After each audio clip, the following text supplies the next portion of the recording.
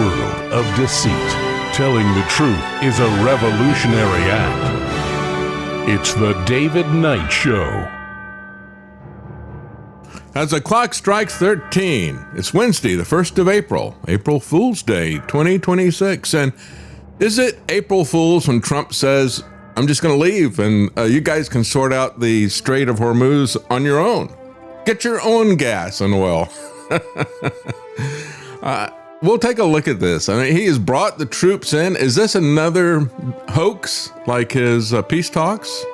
A bit of treachery? Trying to catch people off guard? He does say that he's still going to bomb Iran back into the Stone Ages. That's why he put it, ages. I wonder how many Stone Ages we've had. Yeah, he's pure evil. But what he's doing is in line with Bibi's desire to have a greater Israel. And this victory will leave the Strait of Hormuz in the hands of Iran to charge tolls that were never charged before. But when you look at Trump, he is the ugly American, isn't he? But we're also going to take a look at some bimbo eruptions that have happened in the Trump regime. And the bimbo is Kristi Noem's husband. And the march is on to censor Christianity as the Chicago Bulls engage in pure censorship and punishment of a guy over the Bible, and the Canadian government is criminalizing the Bible. So we're going to look at all of that, but I want to thank everybody yesterday for the money bomb, especially I'm Marty for getting the ball rolling. We went from 71% to just over 90%. And so I really want to thank everybody for the contributions. I know things have gotten more expensive. We're living in uncertain times, and so I understand that. And yet we had the same people supporting us as always. So thank you so much. And a few new supporters as well. So I want to thank all of you. We have moved the gas gauge up, and we'll leave it there for today. But look at the list of countries that are denying the U.S. Military access. Of course, we've had Spain, and the Spain prime minister was very outspoken against it. He said we have to oppose this kind of immoral, illegal war, and he's not even talking about the Constitution. He's talking about it from the standpoint of morality and even international law. Everybody understands that if you are the aggressor, if you start the war, you're in the wrong. So France has also done this. France, on Tuesday, yesterday, Trump criticized France because it refused to allow planes that were loaded up with military supplies headed to Israel, refused to allow them to fly over French territory. He said, very unhelpful. As a matter of fact, Pete is very concerned about the fact they're not getting help. And yet, this is the guy who boasts about how almighty and powerful his military is all the time, to the point that it is beyond disgusting. It is an atheistic plea. This guy is not Christian, folks. Pete Hegseth, what he is doing is not Christian. It is the antithesis of Christianity. And as far as NATO is concerned, that's a decision that will be left to the president. But I'll just say a lot has been laid bare.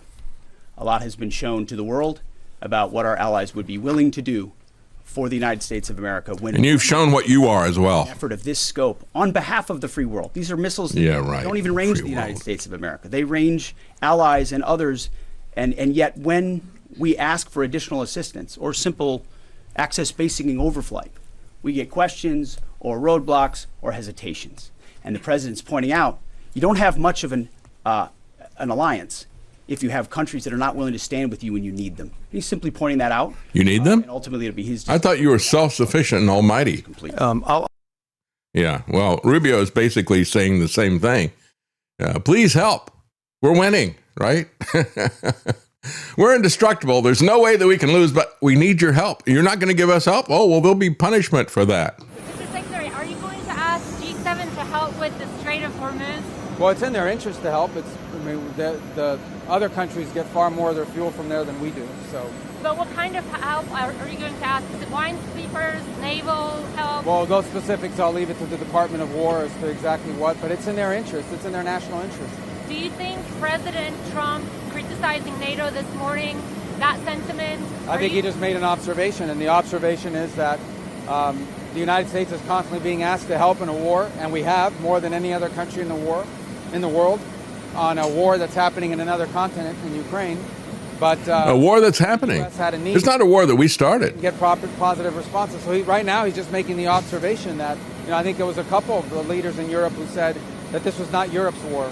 Well, Ukraine is not America's war, and yet we've contributed more to that fight than any other country in the world. So it'll be something to examine. The president will have to take into account down the road.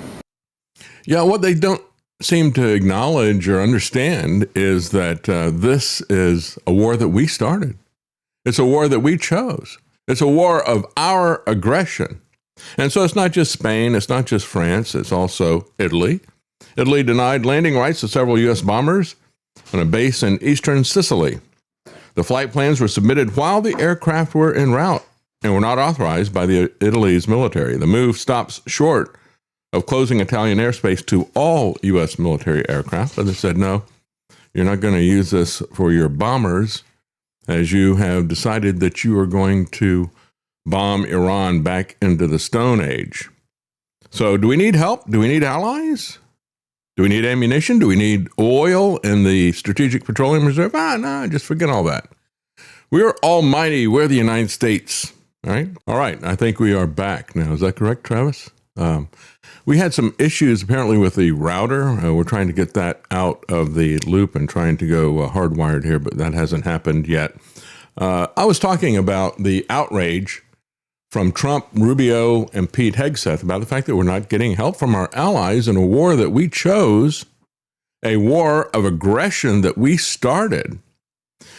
And they demand loyalty nevertheless, just as they demand loyalty from their own troops, their own soldiers, their own sailors. And this is the amazing thing. Here's a message from the past. This was during Vietnam.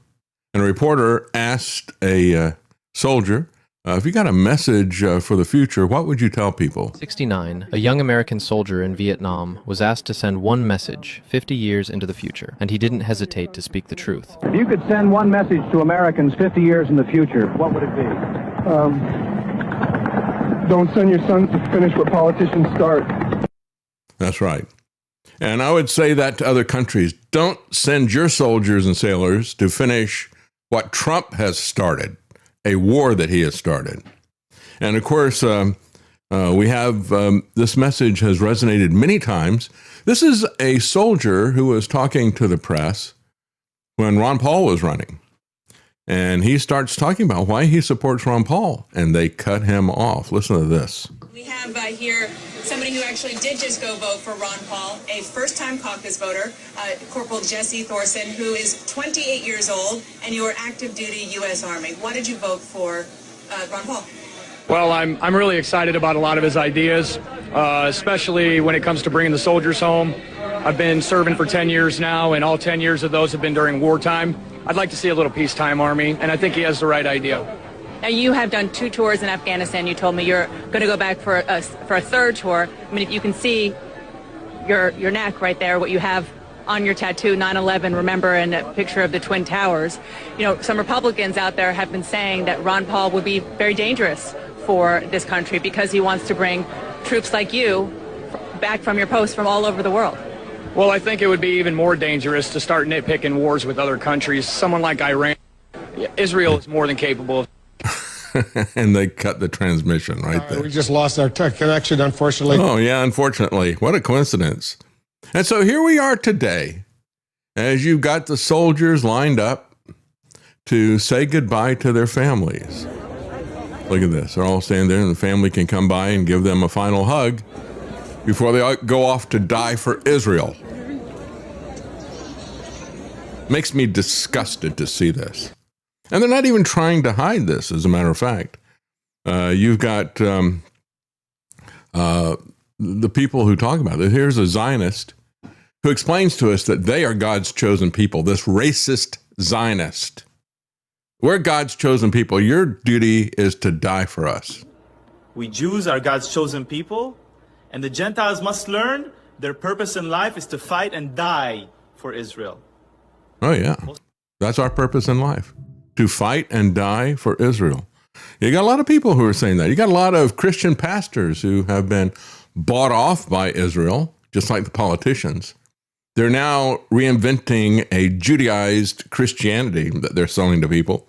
But here's Podhoretz, who says, well, you know, we can do this. Nobody cares. Nobody cares about the soldiers who are being sent off to die. Nobody cares about the hidden costs of this war. It's only about what they see at the gas pump. But do we have the capacity to go to June if it remains a low casualty situation? I think absolutely, because the sad part is I don't think the American people care very much. They're very uninvested in this, unless gas prices go to $250 a barrel and suddenly it costs $9 a gallon at the pump. Well, we're on the way. What cost is being inflicted on any individual American by this conflict? Yeah. There is no cost. No cost. There is no cost. No one in Go this die for country, Israel. 1 out of every 330 people has a relative in the military, if that, and the military is volunteer. And from what we know, the military and people in the military are overwhelmingly in support of the mission. So they're not opposed to it. Who's That's opposed not to true, it actually. are Democrats, people who think that war doesn't work and we've had a terrible time over the last 25 years and haven't won anything. But so I don't think Trump is going to get a lot of credit for what's going on. Clearly he isn't. But that doesn't I think he's going to get a there's lot gonna of be credit for overwhelming this. pressure. But you know, this is the issue. Yeah, who cares? Not that many people are in the military. And hey, they signed up to die for Israel. They signed up to go kill and die for some politician in Washington who doesn't give a whit about them. Who, like Henry Kissinger said, they're just animals, you know, just use them. Yeah, they look at them as livestock. It's amazing. And so, you know, Fox News is looking at this and saying, you know, what happens to Operation Epstein Fury? Well, we just got to make sure the gas prices don't go up. Are getting too high. $4 a gallon nationwide average. And Caroline Levitt is telling us about that as soon as Epic Fury is over, they project that gas prices will drop down to multi-year lows. Jillian. Yeah. Well, as soon as it's over. Interested to see whether they are right about that. Thank you, Peter. As soon as it's over, drop down to multi-year lows. Well, if it comes back down, and again, we have seen this with the OPEC oil embargo, it did not come back down. It continued to build. But if it does come down, it's not going to come down right away because this wasn't an embargo of the usual sort like the OPEC embargo. There's a lot of production capacity that has been destroyed. So you can't just resume this. And not only that, but you've got this massive supply chain backlog and a traffic jam of all these tankers. So it's not going to come back right away. And so the reality is that a lot of people don't see, first of all, they don't see or care about the military dying. They certainly don't care. Notice what was not an issue there. Who cares about all the people that we're killing in these other countries? It doesn't matter the people that we kill in Iran. It doesn't matter the people that we kill in Lebanon. I should say the Israeli government that is in control of the American government. And as Marco Rubio said about Iran, he said, just imagine what Iran would be like if their country didn't invest in military. You know, well, let's imagine what it would be like in America if that didn't happen. And at the end of the day, I think that if there are people in Iran who now, given everything that's happened, are willing to move in a different direction for their country, that would be great. Imagine in Iran that instead of spending their wealth, billions of dollars supporting terrorists or weapons, had spent that money helping the people of Iran, you'd have a much different country. So we are always hopeful that that would exist over there. Yeah, imagine if we had an American government that focused on America's interests, right? Now, the Iranian government is making weapons to defend themselves against Israel and the U.S. that they knew was going to attack them. We don't have anybody threatening us. We are the attackers. We have chosen to squander our wealth, to squander the lives of American soldiers, to squander the lives of people who get in our way for our geopolitical goals and empire. We have chosen to take that path. And that is impacting our lives, folks, far more than what we pay at the gas pump. Nevertheless, you got people like Lucky Lutnick. We'll talk about 9/11, talk about that guy, who is flattering Trump. Listen to this, disgusting. That's how you get money down. That's how you fix the deficit. You are fixing everything with your policy. You are fixing everything. Changed America and created the golden age. Thank you.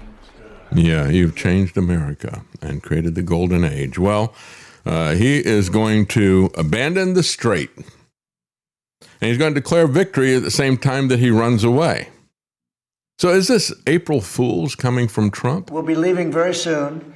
And if France or some other country wants to get oil or gas, they'll go up through the Strait and Hormuz Strait. They'll go right up there and they'll be able to fend for themselves. I think it'll be very safe, actually. But we have nothing to do with that. What happens in the Strait, we're not going to have anything to do with, because these countries, China will go up and they'll fuel up their beautiful ships and they'll leave and they'll take care of themselves. There's no reason for us to do it. We hit them hard. Yeah, we hit them hard and we're going to turn them into the Stone Ages again, right? And so he's going to declare that as a victory if he's really telling the truth this time. How is that a victory? You know, this guy, if he does this, and I hope he does, quite frankly, I hope he does run away. That'd be the best possible outcome of a bad situation. You know, don't keep pushing forward. Don't keep escalating. He can always say, I came, I saw, I ran. I ran away. And he left the Iranians in control of the Strait of Hormuz, left them stronger than they were before, would leave them with a new source of income, the tolls that are there.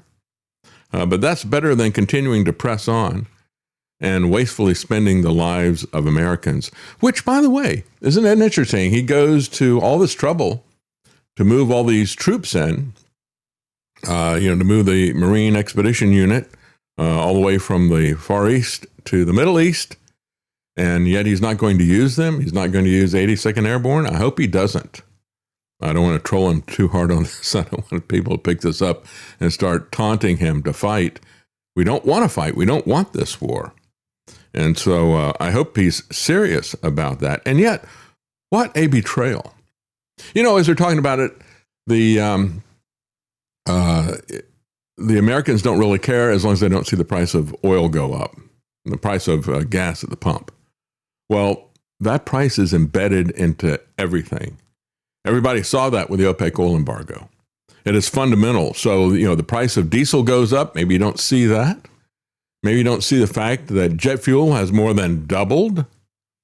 Why is everything more expensive? I just don't understand. Well, it's like a value-added tax that percolates through the entire system when you have a shock to the system of energy prices. People are going to see it in electricity rates. They're not just going to see it at the pump. And guess who's going to see it the most? Places like Europe. How much are they going to hate America because of Trump? And rightfully so. Rightfully so. Trump has said he is willing to end the U.S. military campaign in Iran, even if the Strait of Hormuz remains closed, according to a report, leaving Tehran in control of the vital shipping lane and prolonging economic chaos. And again, why did he send the Marines there? And is this an admission of defeat? Well, let's let him claim victory, because his defeat and his lies about victory are the least harmful outcome at this point. The U.S. president told aides that a mission to forcibly reopen the Strait would push the war beyond his timeline of 4 to 6 weeks.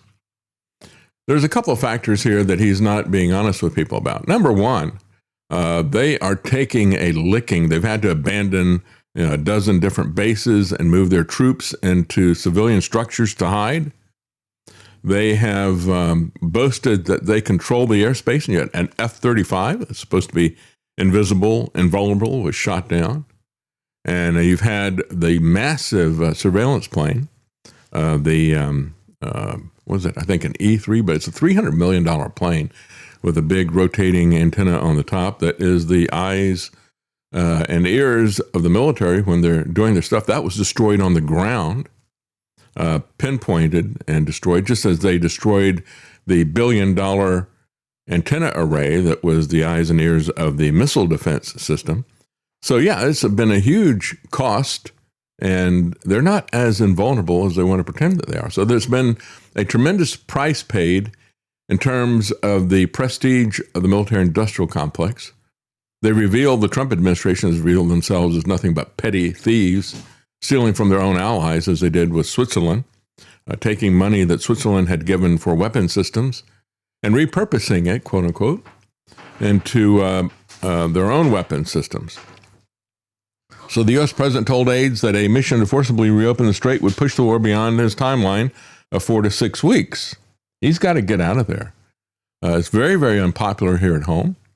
The first time that a war has begun that they didn't get a consensus first. That's what I said at the very beginning. Where's my false flag? Usually they give us the courtesy of creating an attack, making it look like we've been attacked, even if we haven't been attacked. They are so arrogant in the exercise of their power, they didn't even bother to try to create consensus by organizing a false flag. And so many people said, well, maybe the false flag will come after the fact. But this is such a clown show. He's got to get out of there. He's reportedly decided to focus his goal of dismantling Iran's navy. Well, yeah, what navy? They never had a navy. What a joke.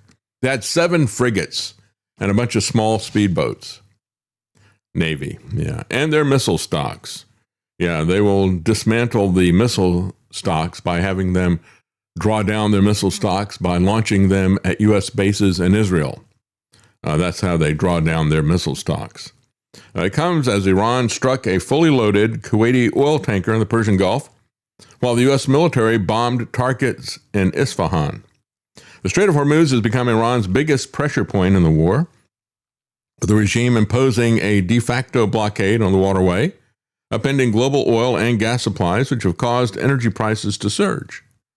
Now, some people think that Trump is a genius, an evil genius, who is doing this deliberately to destroy the oil of other people and to establish America as a primary supplier of oil, make other people dependent on this. I think that is beyond foolish. But it does sound like Trump's thinking when you look at his tariffs, for example. He never seems to understand, or at least he always discounts, the effect of the global supply chains and the fact that when you damage something over there, it usually has a way of working through. He doesn't understand how everything is interconnected. He needs to go back and read Leonard Reed's iPencil to figure out how all these different components work. But he is constantly throwing a monkey wrench into the domestic supply chains as well as the global supply chains. When he shuts down everything and cuts off the supply of things like rare earth minerals, when he hasn't secured a domestic source of that, he arbitrarily draws a line around continental United States and says, if it's not made here, then we aren't going to buy it. We're not going to allow it to be sold here. How foolish. Because there are things that are made here that require things that come from outside of his imaginary border line that is there. And the same thing is true of this. If you create a global depression, this is going to affect America as well. Again, going back to the OPEC oil embargo. At the time, all of the imported oil that America brought in was only 19%. This is 20% of the global supply. And what was embargoed was only about 15% of our supply, but that affected everybody globally. And in the same way, of course, he can't see this, and his foolish economic advisors like Peter Navarro, dumber than a sack of bricks, Elon Musk got that right, they don't see what's going to happen in reverse, right? What Trump has done is an oil embargo for Europe and the rest of the world, Europe and Asia. And he doesn't understand that that oil embargo that he's done for Europe and Asia is going to affect America, just like the embargo that was strictly on America affected the rest of the world as well at that time. So the Islamic Republic has allowed some ships to pass through as a toll booth system where they pay as much as $2 million per voyage. People point out, oh, this is piracy. Well, we charge, the Iranian minister pointed out that we charge large fees to go through the Panama Canal. The Suez Canal charges fees. People came back and said, yeah, but those are canals that were built. This is a natural waterway that is here. They didn't build the Strait of Hormuz.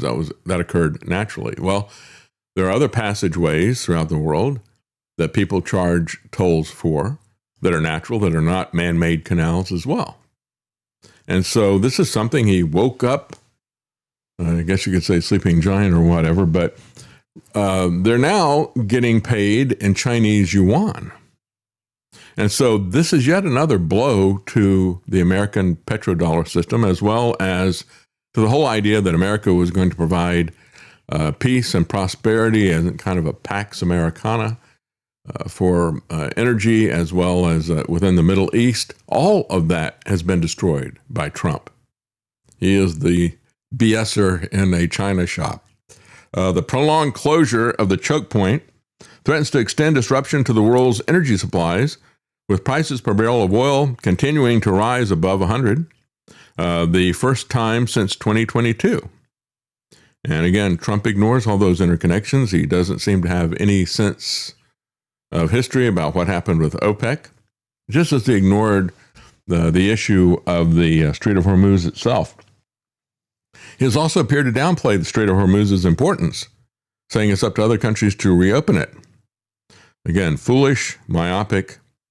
And so what about this? Over the weekend, the USS Tripoli and the 31st Marine Expeditionary Unit entered the region, while thousands of soldiers from the U.S. Army's elite 82nd Airborne have also arrived in the Middle East. What's all that about? Is this an April Fool's lie? Is this a hoax? Is it treachery from Trump, or is it taco? They are there, he said, for future operations. Well, when will that happen? Caroline Leavitt told reporters that the U.S. was, quote, working towards normal operations in the Strait, but it didn't include it among its main military objectives. So yeah, we're still thinking about it. You know, we're fixing to do something about it, maybe sometime in the future. Treasury Secretary Scott Bessent, the Soros soy boy, suggested that eventually the U.S. or other countries would provide escorts for ships. He said the market is well supplied. Is it? Is that this economic genius? Does he know about supply and demand and how that factors into price? Why is the price of gasoline and energy and all these other products, why is that going up, Scott Bessent, if the market is well supplied? It's just one lie after the other. So he tells his allies, go get your own oil. Here's what he had to say. He said, all those countries that can't get jet fuel because of the Strait of Hormuz, like the United Kingdom, which refused to get involved in the decapitation of Iran. Now, by the way, you know, that never works. I saw an interview with a guy, Robert Pape, and he wrote a book, and he's been a consultant to the U.S. military. It's called Bombing to Win, and he had a very interesting story about how he got into this. It's not what he set out to do, but he was looking at the wars that we've had and how we seem to think that with air power, we can bomb people into submission, or we can at least, bomb them into the Stone Age, and then they will submit to us, as Trump was saying. I mean, you can destroy an area like Israel destroyed Gaza. You can do genocide for this, and yet Israel still doesn't have control of all of Gaza. Nevertheless, what he's saying is, when you think that you're going to break morale, that never works. When you think you're going to do decapitation strikes, he said, that never works. You know what he said does work? What Iran has done. He said you target key military installations, like taking out the central radar facility that cost $1 billion that is used to be the eyes and ears of the missile defense system. If you strategically take out assets with bombing, that can cause you to win, because then that creates a sense of hopelessness.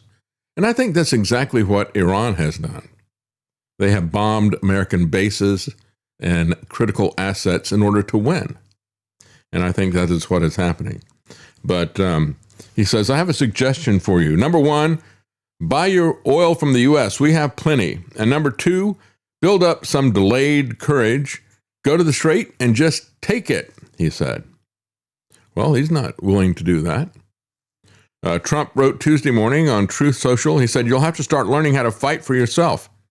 The USA won't be there to help you anymore, just like you weren't there for us. And he's ending the U.S. empire. And quite frankly, I'm happy to see it go personally. But just understand it's going to have huge financial consequences for all of us. It's going to raise the price of borrowing because of this massive deficit. And by the way, 27% of the deficit that we have, that nearly $40 trillion, has been added by Trump alone. And so this massive debt bomb that is hanging over our head is going to come crashing down on us. It's going to dry up credit for everybody. It's going to be very difficult losing the petrodollar and losing the financial benefit of the U.S. empire. But then on the other hand, if we can stop the spending and wasteful spending of the Pentagon, make them pass an audit before they get any more money. They've had audit after audit, and they've failed every single one of them. And when people were auditing, where did missing $6 trillion in the Pentagon go? The people in that office that were auditing that got a missile through their window on 9/11. They claimed it was a plane. Anyway, the U.S. won't be there to help you anymore, he said. In other words, I broke it. Now you fix it. This is the comment of Chris Minahan at Information Liberation. He says, just as a reminder, I wrote on April 9th, 2025, if Trump handles war with Iran like he has handled tariffs, he will start the war and then surrender and claim victory once he realizes that he doesn't actually, quote, have the cards, right? Which is Trump's way of putting it. So he says, it's not over yet, but it appears that is now what is coming to pass. Unless it's a head fake, unless it's a hoax, unless it is more treachery, as he did with the so-called peace talks that he had with Iran, as he's just waiting to strike them. He's done that twice. At most, he'll send a commando force to their deaths in some idiotic raid to try to steal their, quote, nuclear dust. That's the way Trump puts it. Mark Levin made the case for putting troops. This is from Chris Minahan. He said, tweet out, he said, Mark Levin makes a case for putting troops on the ground in Iran. Why would we need to have troops on the ground? We've got to get the uranium. Iran can make dirty bombs. You got to get the uranium. And Trump urged his followers to watch Mark Levin's show about this on his Ministry of Truth social media. Mark Tyson and Mark Levin interview, Trump urged all of his followers to watch, makes a case for troops on the ground in Iran. He said, we got to get what Trump correctly calls the nuclear dust. Yeah, he also tries to connect Iran to Al-Qaeda and 9/11. Well, here's a reality check. Even if you don't understand what happened on 9/11, even if you don't understand that was a false flag attack, here's the big reality check. You know, we just went to bat and installed in Syria a guy who has been with Al-Qaeda, with ISIS, with al-Nusra. He's got his own organization there of radical Islamicists, which immediately started killing Christians and Alawites in Syria as soon as they got him put in.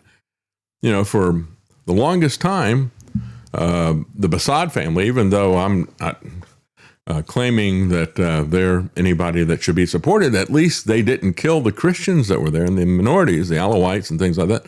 The Islamic jihadists did. And we put those guys in power. And we did 9/11. So don't talk to me about that kind of stuff. Anybody doesn't understand that at this point, I just don't have the patience to try to explain it to them. The number of U.S. military personnel in the Middle East is only 20% higher than usual, says Ken Klippenstein, totaling 50,000. During the invasion of Iraq in 2003, there were 500,000. The plan isn't a large-scale ground war. It is a special ops raid to send people to their death, to try to find and extract the nuclear material that has been moved out of these places that Trump did not destroy. So take over your institutions. Help is on the way. And then a few moments later, says Chris Minahan, he says, well, now that we've lost the war, I'll be bombing all of your infrastructure on the way out just for kicks. And you did this to yourselves. That's basically Trump. Hateful, mean-spirited evil. And everybody can see it. Everybody in Europe can see it. Everybody in the Middle East can see it. Totally untrustworthy, this king. The people who can't see it are the MAGA people. They put their eyes out a long time ago. President Trump, in a remarkable rambling session, says that he basically succeeded in enacting regime change in Iran because the regime changed, he said. This is a change in the regime because the leaders are all very different than the ones that we started off with. Are they fundamentally different? That's a tweet from Chris Minahan. So Alan Dershowitz told the Israeli outlet, news outlet 24 News on Monday, that he's dedicating himself to destroying the Democrats due to their purported opposition to Israel. You see, Alan Dershowitz doesn't care at all about America. When he talks about this, he talks to the Israelis, and he only cares about the Israeli government. That's the only thing he says. And when you look at Alan Dershowitz, folks, he is the poster child of Trump and Epstein, really. He is kind of the nexus of those two. He defended Jeffrey Epstein. He defends Trump, regardless, because Trump is for Israel. Dershowitz, who's always been a liberal Democrat, is radically for Donald Trump. And, of course, he's still a Democrat when it comes to pedophilia, when it comes to LGBT, when it comes to murdering children with abortion, and he makes that very clear. I haven't become a Republican because I don't support the Republican views on abortion, on immigration, on a range of other issues, but I'm no longer a Democrat. I am an anti-Democrat. I will work very hard to see the Democrats lose the midterm election and lose the 2028 election. I do not want Elizabeth Warren, who is viciously anti-Israel. I don't want to see Senator Murphy, who's viciously anti-Israel. You know what? Our elections are not about your country, Israel. Who says sick of these people. Support President Trump in making peace because he won't support anything that President Trump does. I don't want to see those anti-Israeli, some of them anti-Semitic, some of them anti-American people who would prefer Trump lose than America win. I will not support them. I don't want to see them as chairmen and chairwomen of congressional committees. I feel safer today with Republicans in charge than I do with Democrats in charge, though I won't join their party at least not at this point. Yeah, he won't join their party because he loves the values of perversion and depravity that have been the hallmarks of his life. That just disgusts me. And, you want to talk about this guy being a pedo. Of course, he defended Jeffrey Epstein as his lawyer, but he also came out. Here's an article here. Dershowitz defends the 1997 article, "Statutory Rape is an Outdated Concept." Yeah, bring me your young girls. This is Epstein's lawyer.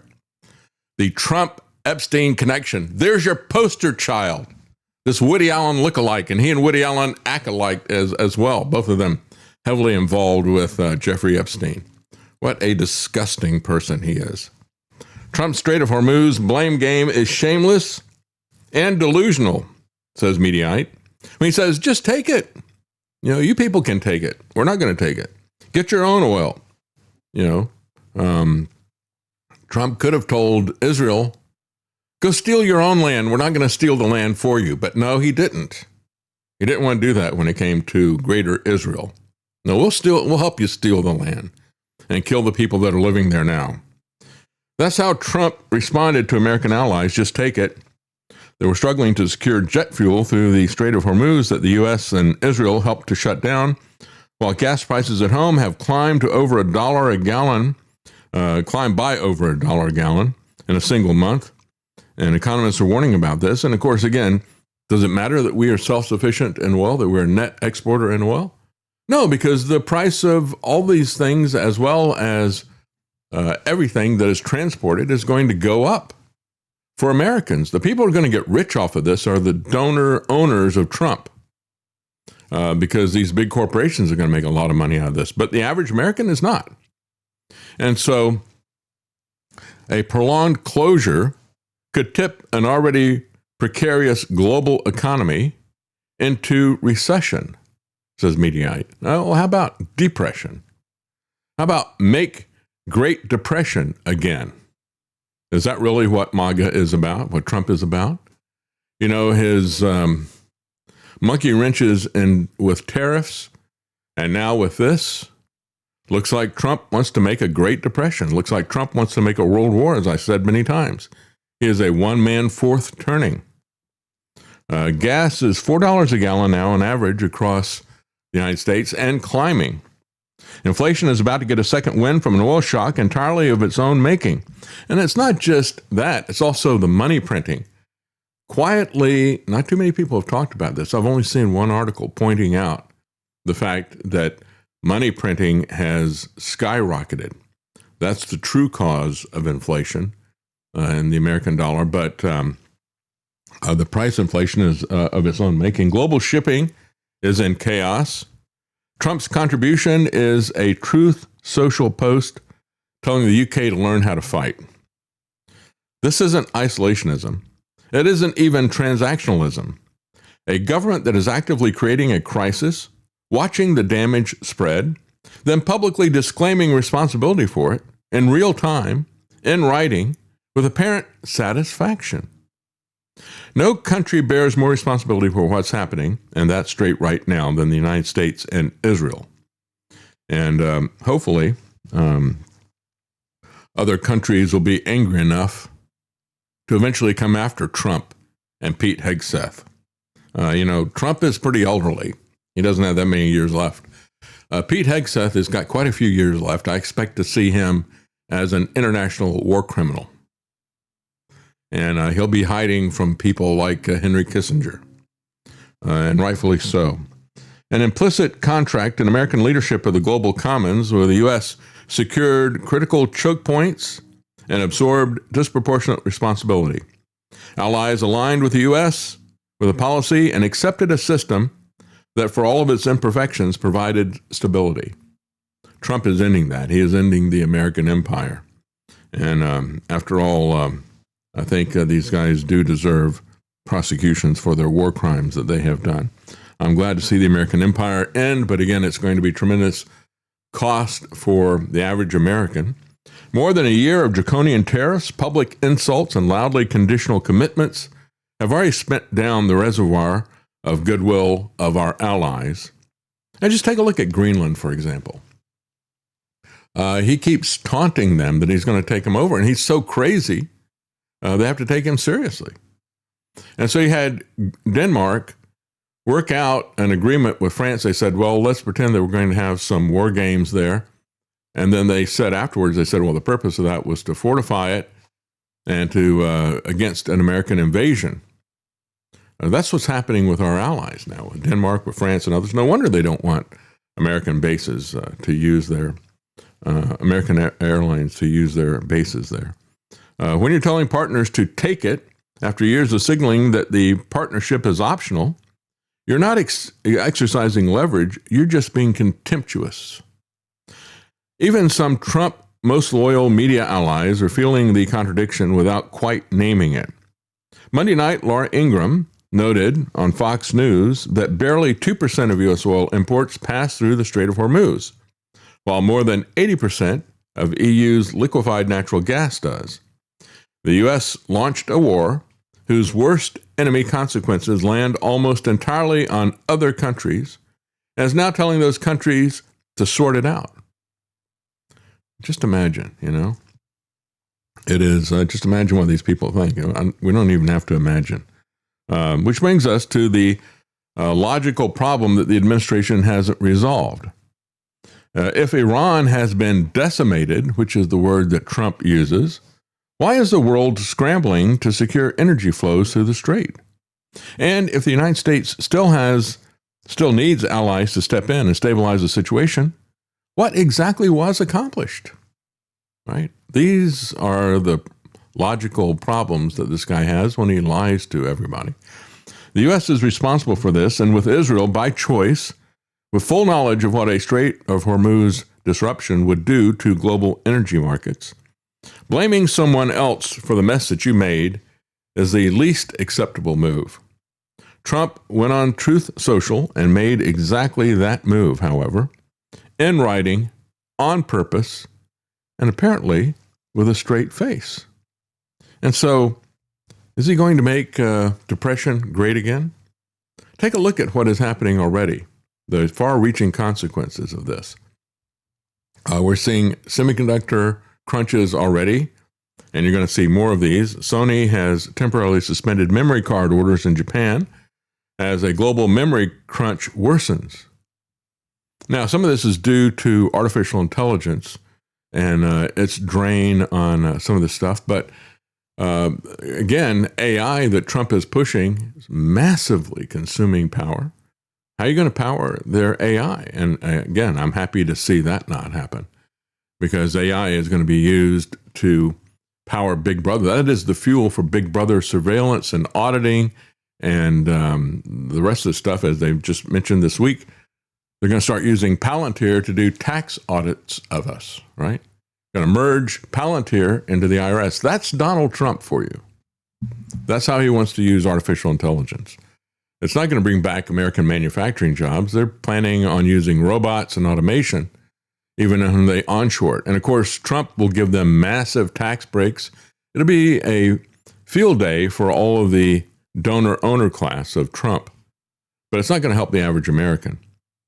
So Sony said they've decided to temporarily suspend the acceptance of orders from our authorized dealers and customers at the Sony store. And we're going to see this kind of shortage all over the place. Again, it's not just oil that passes through there.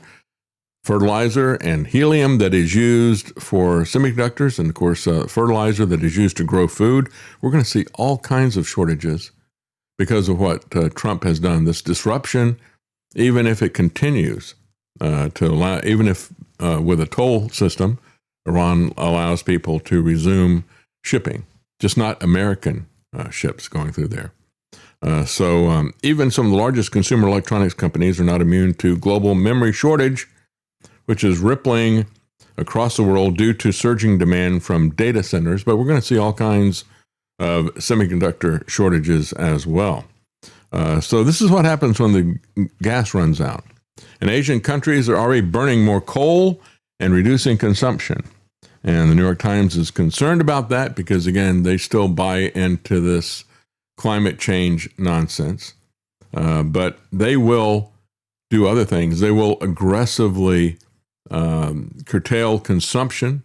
This is the kind of reactions that we've already seen from governments. This is, just take a look at what happened in the U.S.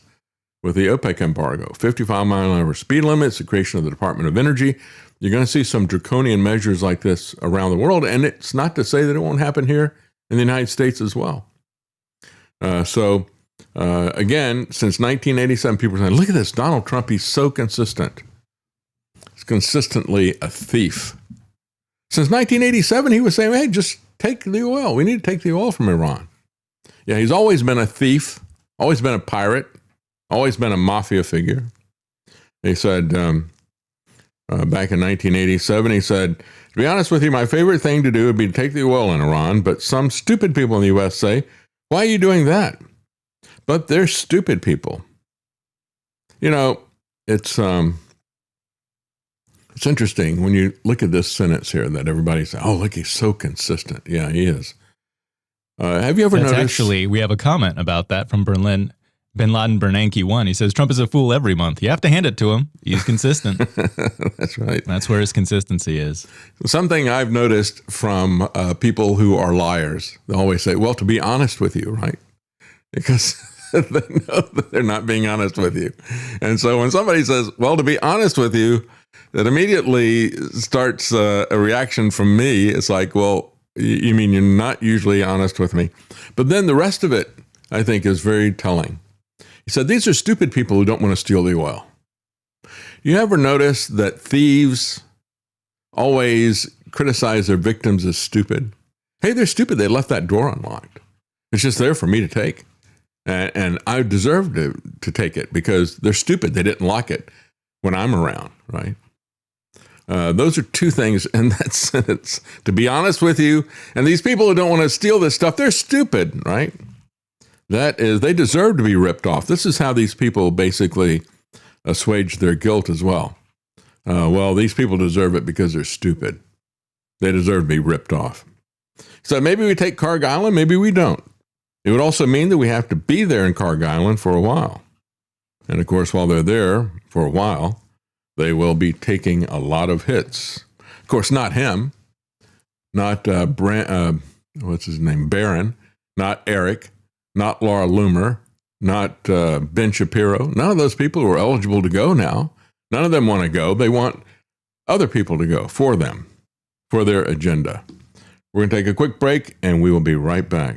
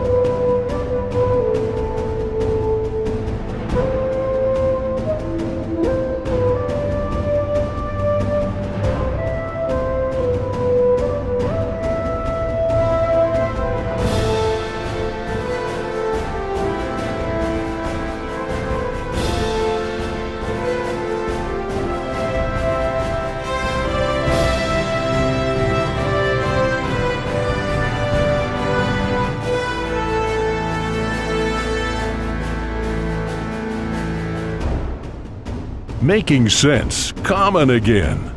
You're listening to The David Knight Show.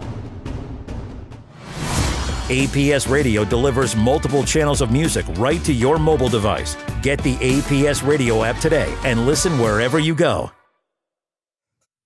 Well, I think we have stabilized things. That's what Travis was telling me. What do you think happened, Travis? There was nothing on our end that I could find. I believe our ISP was simply having some kind of issue this morning. Okay. When you live in the woods, you have to deal with that sometimes. But it seems to have normalized. We've had more than our share of problems in the last couple of weeks, but it seems like on our end, on the hardware side, the guys have gotten everything fixed. Yeah, if you can believe it, almost all the problems were unrelated and different from each other. Yeah, so. I think Satan is just messing with us, trying to push my buttons and get me to lose Mossad is sneaking in here at night and unplugging our stuff. Well, 10 years ago yesterday, Trump promised to eliminate the national debt. Instead, it has doubled. This is from Reason. And this is when he was running for president. And that day, the debt was only $19 trillion, but it was a problem even at that. Can you believe that it's been 10 years? Yeah, I can. Gone. It both feels like it's gone extremely fast and like it's been interminable. That's right. And the Obama presidency feels like it was a lifetime ago. Yeah, that's right. And it's because Trump is so disruptive. And, he's the entertainment president, but he's like an evil professional wrestling heel. The guy just keeps giving us things to cover. We live in interesting times because of this character who has no character. But about a quarter of this debt is by Trump. I think the exact number was 27%. Maybe it's 92%. That's his favorite number. He said at the time, "We're not a rich country, we're a debtor nation," candidate Trump told the Washington Post in an interview in 2016. He said, "We got to get rid of the $19 trillion in debt." How long would it take him to do that? Asked the Washington Post's Bob Woodward, who was interviewing him. "Fairly quickly," he said.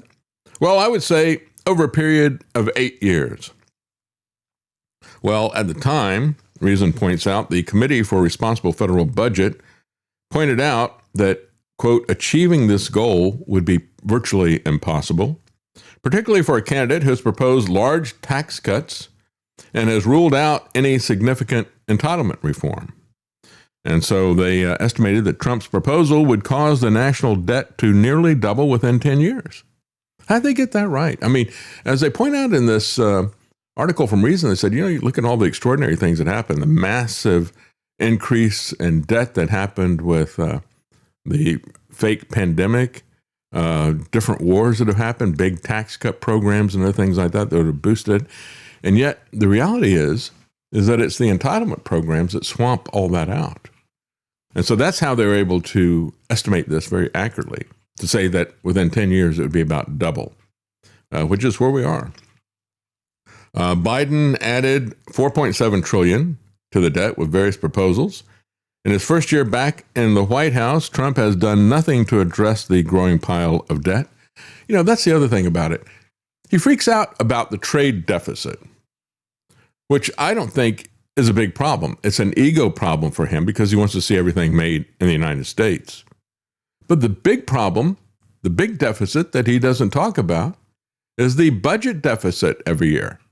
That is something that he could do something about, and yet he chooses to completely ignore it, doesn't even talk about it. He talks incessantly about the trade deficit, and he does all the wrong things. But he never talks about the budget deficit. It's the budget deficit that, as they point out, the consequences of this are, for a typical 30-year mortgage, borrowing costs today are about $2,500 higher annually than they would be in an alternative reality where the federal borrowing did not explode in the past decade. That is coming from the Yale Budget Lab estimates. Similarly, the average car loan costs $120 more annually. The average small business loan costs $770 more. And the bottom line is that as they lose the petrodollar and this magic money printing machine that they've got, the borrowing costs for all of us are going to go up on everything. That's going to be the price we pay. But it is, as can I say it, it is worth the price, right? How do you value getting some freedom from the American government? I would like to see it officially go broke. Because if it doesn't go broke, it's going to destroy our lives, and it's going to usher in this horrific artificial intelligence stuff. It's one of the things that really concerns me here in Tennessee. The person who has jumped onto this more than anybody else in Washington, along with Trump, even calling it, the Trump Artificial Intelligence Act or something like that, is Marsha Blackburn, who is a shoo-in to become the governor here in Tennessee. All the Republicans have run away, afraid of her. The people who could have mounted a challenge, who had a base, and she's become the biggest cheerleader for artificial intelligence and cryptocurrency. And what she is cheering with artificial intelligence, her approach, is to destroy the 10th Amendment. Who wants a governor who doesn't understand the importance of the 10th Amendment, who wants to centralize everything into Washington? I certainly don't want somebody like that. And yet that is her approach. She has been a co-sponsor or an author. Of course, this latest bill, she was the author of it, but she's been a co-sponsor of both the Genius Act for crypto and manipulation, as well as the Genesis Act for artificial intelligence. And as many people correctly pointed out, they should have called it the Genesis 6 Act, the rise of the Nephilim. That's really what she has co-authored there. But particularly important, relevant move right now as the Trump administration tries to figure out the next steps in a war with Iran that it launched in a similar grandiose, improvisational manner. That's a good way to describe Trump. Grandiose, improvisational manner, just like his tariffs. So jet fuel spikes as airlines are warning that supplies could run dry within weeks. This is another reason why Trump has to cut and run. I came, I saw, I ran. So we don't need the Strait of Hormuz open. It's other people's problem, is it? Well, U.S. jet fuel prices have jumped from $2.17 to $4.57. More than doubled. If it doubled, it'd be $4.34, but it's $4.57 per gallon. Prices jumped that was by March 27th. They've continued to rise since then. United Airlines CEO said that the carrier will cut about 5% of planned flights in the near term as fuel costs surge, warning that if prices persist, jet fuel alone could add $11 billion to their annual expenses. I reported this before, and he pointed out that he said, look, in our best year, we made $5 billion, and we're looking at an $11 billion fuel surcharge just from what Trump has done here. Delta Airlines CEO said jet fuel spike added as much as $400 million in costs in March alone, and American Airlines came up with exactly the same figure for their airline, $400 million in 1 month that it's added to their prices there. So other countries, other airlines, Air France, as well as Qantas, Thai Airways, they're all adjusting fares and schedules, canceling flights. SAS said it will cancel about 1,000 flights in April due to rising costs. Great job, Trump. If you want to destroy the world economy, if you want to make everybody's lives more expensive and more difficult, you're doing a great job. The Middle East exports about 1.1 million barrels per day of jet fuel, about 15 to 17% of global consumption. Much of that supply moves to the Strait of Hormuz, where tanker traffic has slowed sharply, to put it mildly. So how high could gas prices go? Well, there's not really any limit to it if you're going to continue this war of vanity, this war of choice. One person warned the $4 a gallon national average has now breached a psychological wall. Said spikes in crude oil prices. Gasoline is the most visible price in the economy for consumers, and when that price jumps, it hits psychology immediately. But of course, the more important one is the price of diesel, because that is what is used by the trucks that deliver the products everywhere. That's what's used by the farms when they do the planting and other things like that. Of course, they're getting the double whammy. I'd say triple whammy. American farmers are getting hit with retaliatory tariffs from their customers abroad to try to not be able to sell their products. And then they're also getting hit with rising diesel costs as well as rising fertilizer costs and shortages. So California has posted even higher gas prices. The average on March 31st in California was $5.87 per gallon. They're knocking on the door of $6 a gallon gas in California. Prices of diesel have gone up 45% since the start of the war, now $5.45 average on Tuesday. The U.S. is a major oil producer, yet gas prices are still tied to globalist crude markets.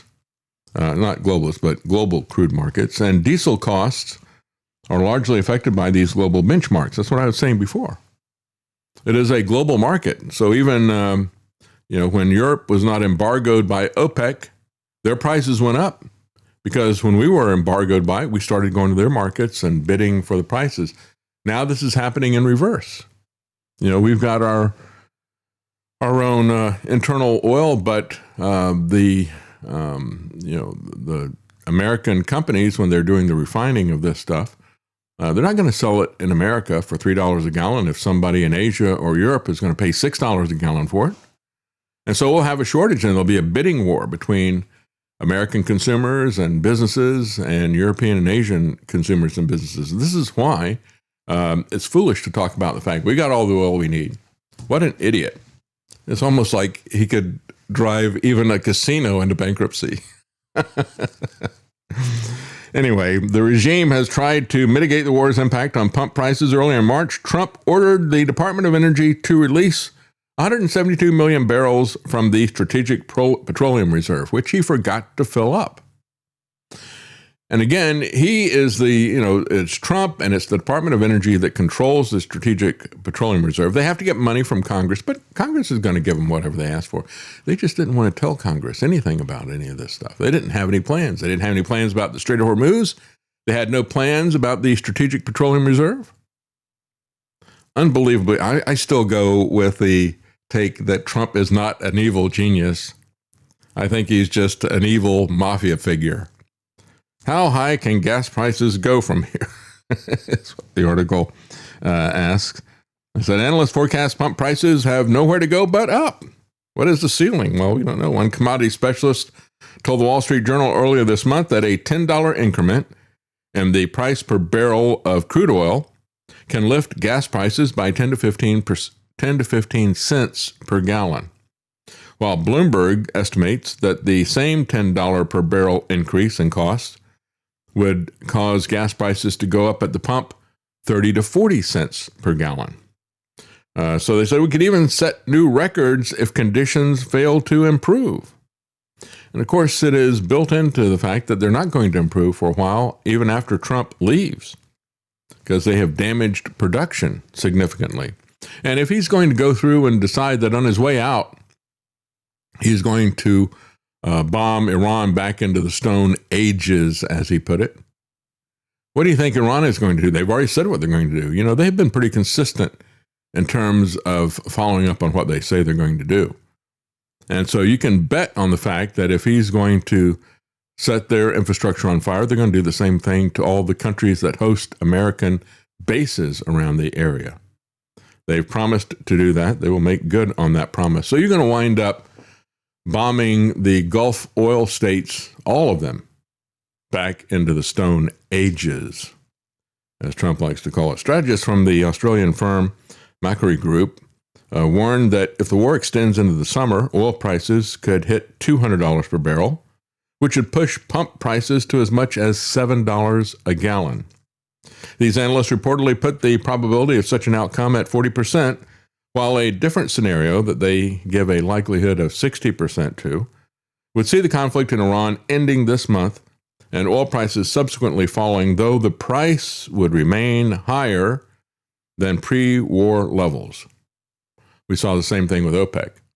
And even if it were eventually to come back down to the pre-war levels, as they point out, prices go up like a rocket, but they float down like a feather.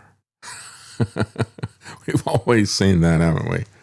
If Kharg Island, a key Iranian oil hub, were to be damaged amid the conflict, Brent prices could hit $120 per barrel, with some analysts forecasting levels as high as $200. And again, what about the high cost in lives?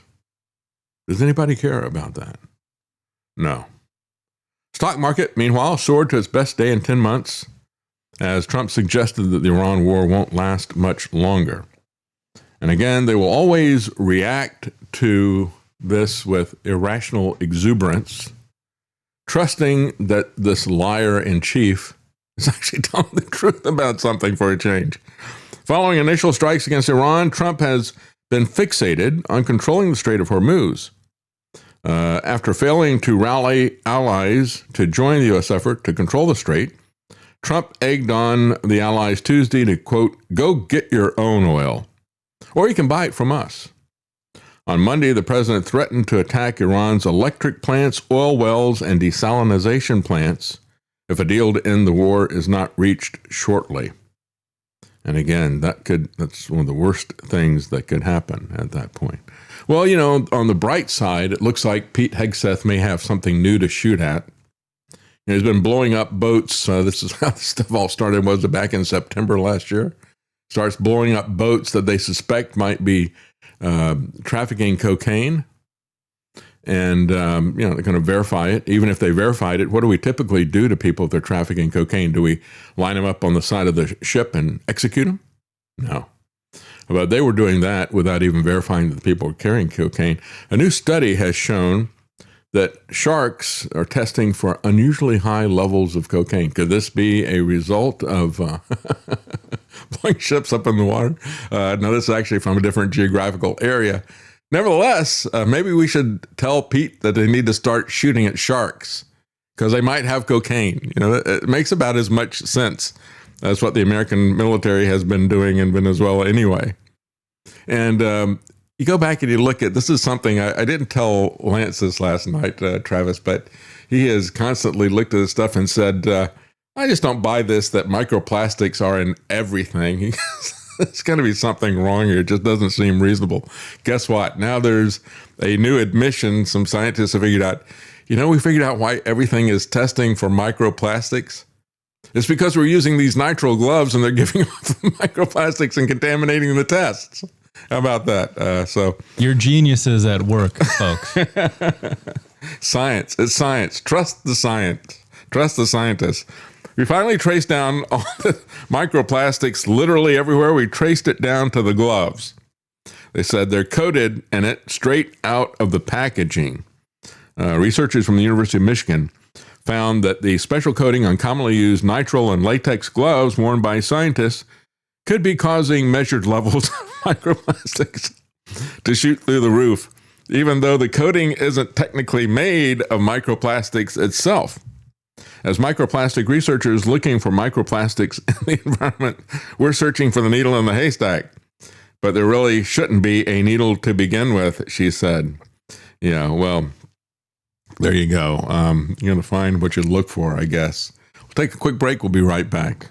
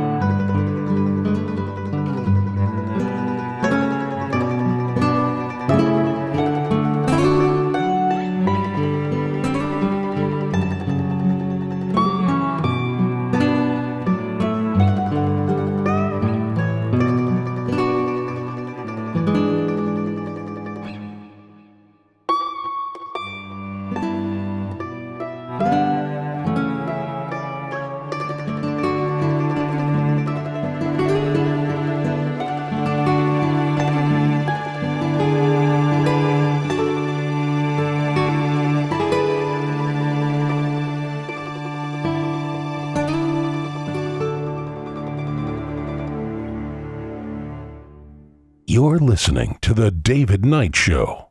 Elvis. Ladies and gentlemen, the Beatles. And the sweet sounds of Motown. Find them on the Oldies channel at apsradio.com.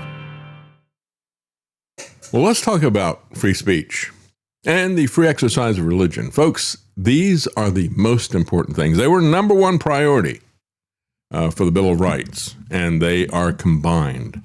You know, the hand of force can destroy them, but cannot disjoin them.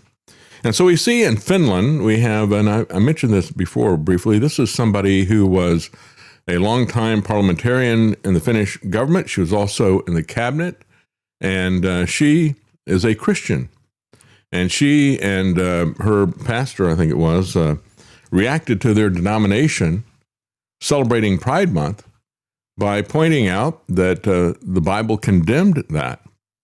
And so as a result, the government came after her for hate speech. You know, we're seeing this as, you know, when we look at Tallarico, as I pointed out the other day, he loves to talk about anybody that doesn't want to mutilate minors.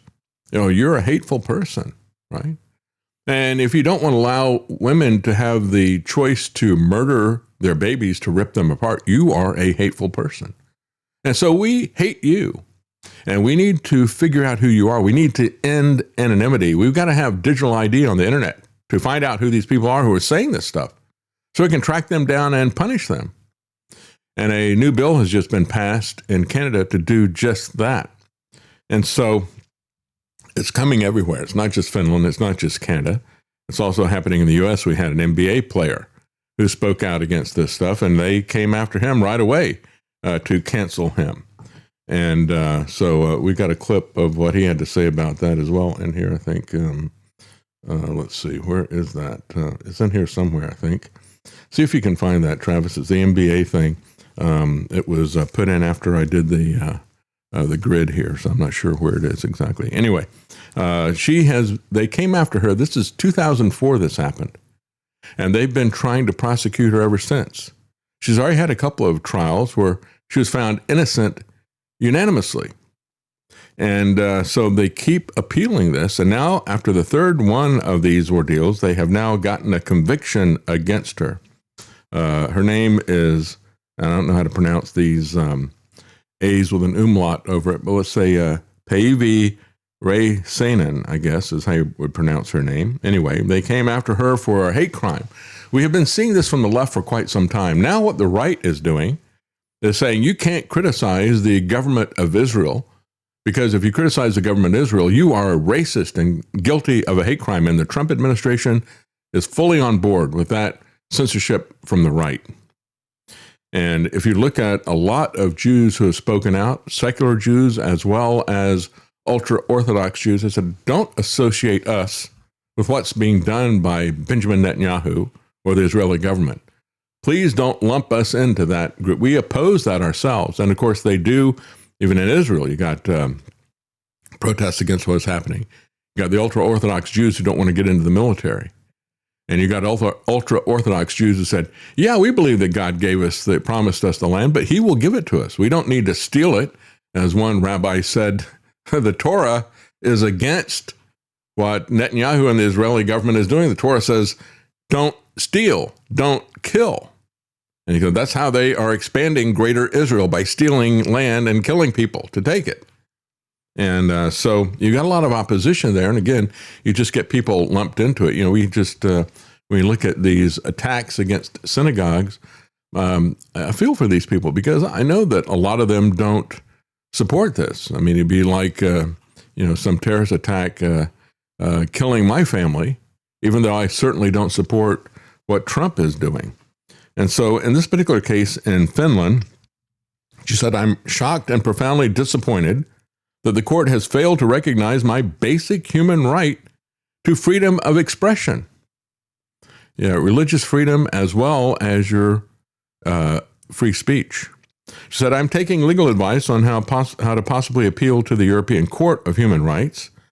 This is not about my free speech alone, but it's about the free speech of every person in Finland.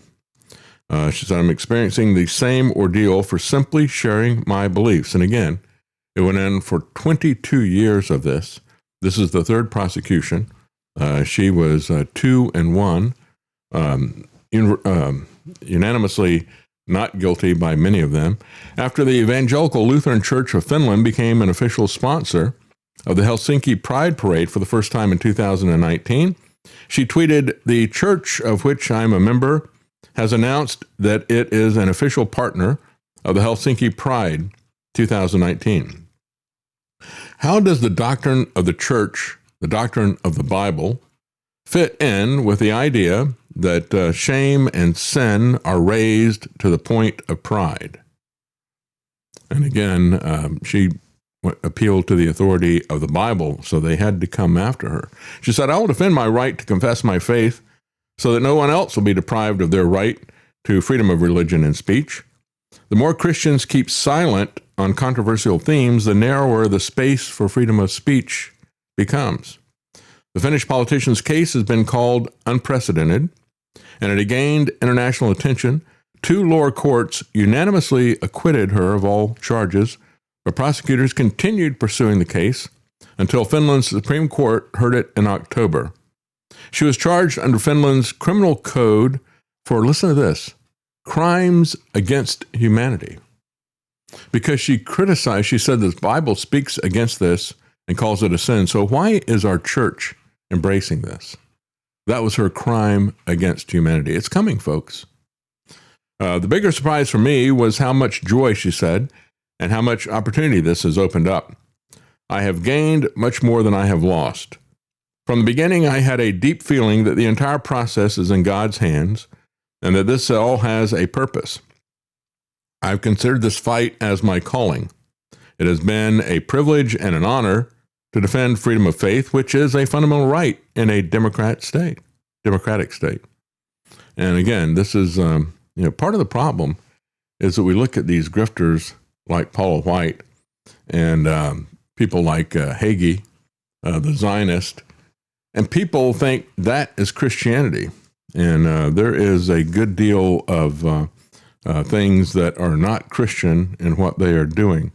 And here is what happened to an NBA basketball player. That the world can proclaim LGBTQ.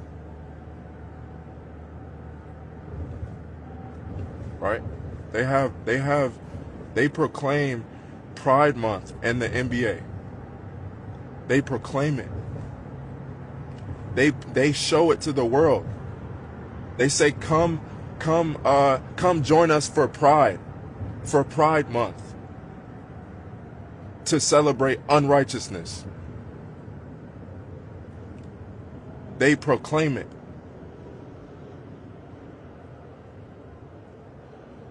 They proclaim it on the billboards. They proclaim it in the streets. Unrighteousness. So how is it that one can't speak righteousness? How is it one that how are they to say that man, this man is crazy?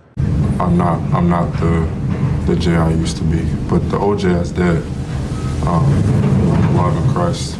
No matter what the basketball setting is, I'm born again, the Holy Spirit. I've been saved by Jesus Christ. No matter what, how many DMPs I don't get to play, or no matter how many points I score, those things are a temporary thing. Yeah, so he pays the price for it. This is what the NBA is going to do. They're going to punish him. Chicago Bulls. Pure BS, what they're doing to him. Chicago Bulls cut him on Monday after he publicly criticized the NBA for celebrating Pride Month. Jaden Ivey is his name.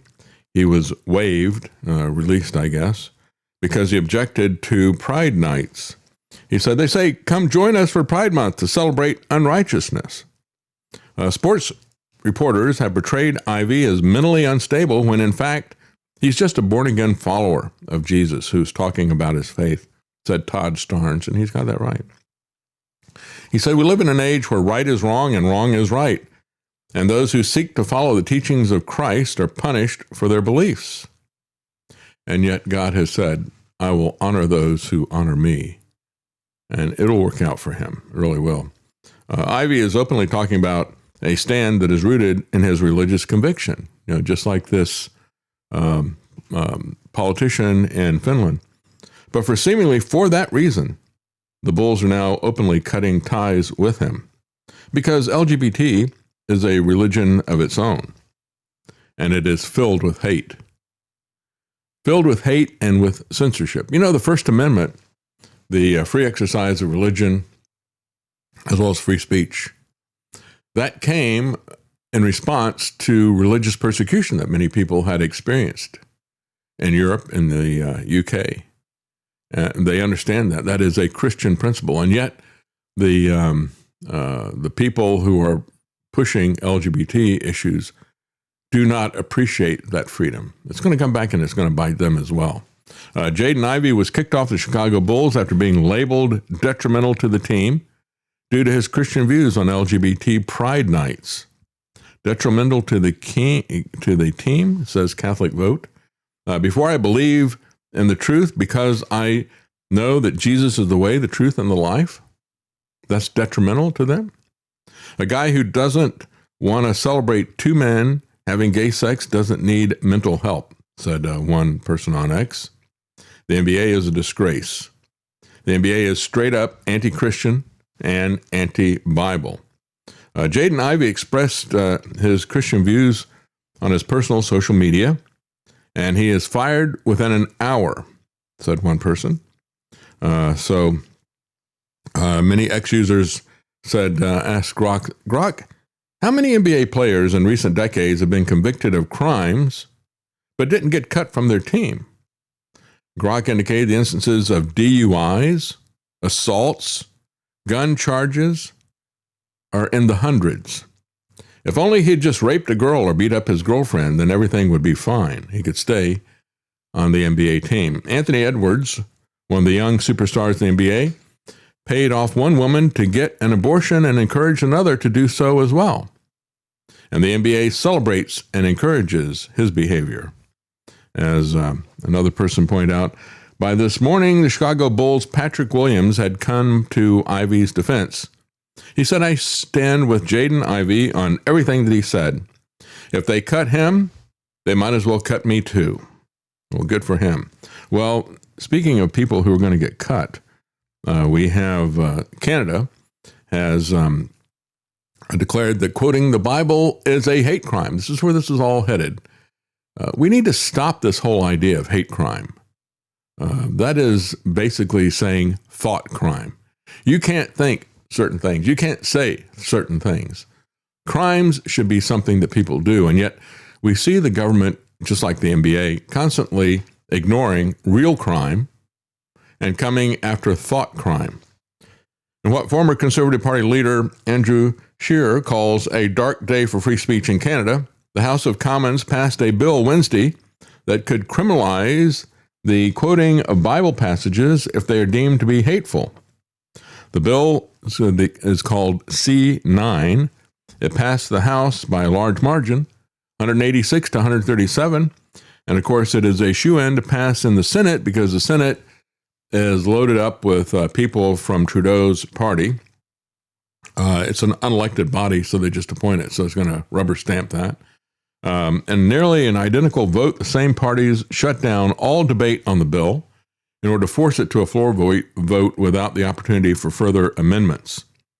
An offense whose maximum sentence is currently 2 years will now have a maximum sentence of 5 years if the government believes that it was motivated by hatred. Again, purely subjective in terms, and I'm going to show you just how subjective this is here. A sentence of 14 years may be increased to life under the same circumstances. Think about that.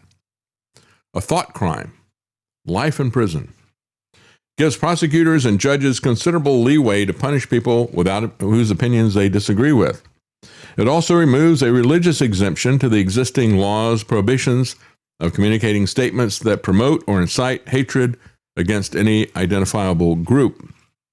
Now, quoting the Bible or the Torah or the Quran, anything like that, verses that condemn homosexuality, transgenderism, or abortion could now land you behind bars, and you could get a life sentence for this. When the bill passes, people will be criminally charged for just reading certain passages of Scripture. Liberal MP Mark Miller had already said that he thinks criminalizing Scripture should happen, he said. Miller said, in Leviticus, Deuteronomy, and Romans, and there are other passages, there is clear hatred toward, for example, homosexuals, clear condemnation. In spite of the lies that were told by James Tallarico, he said, the Bible's silent on this. No, it is not. And that's why these people hate it. He says, I don't understand how this concept of good faith can be invoked if someone were literally invoking a passage from, in this case, the Bible. And there are other religious texts that say the same thing. You know, the Torah, the Quran.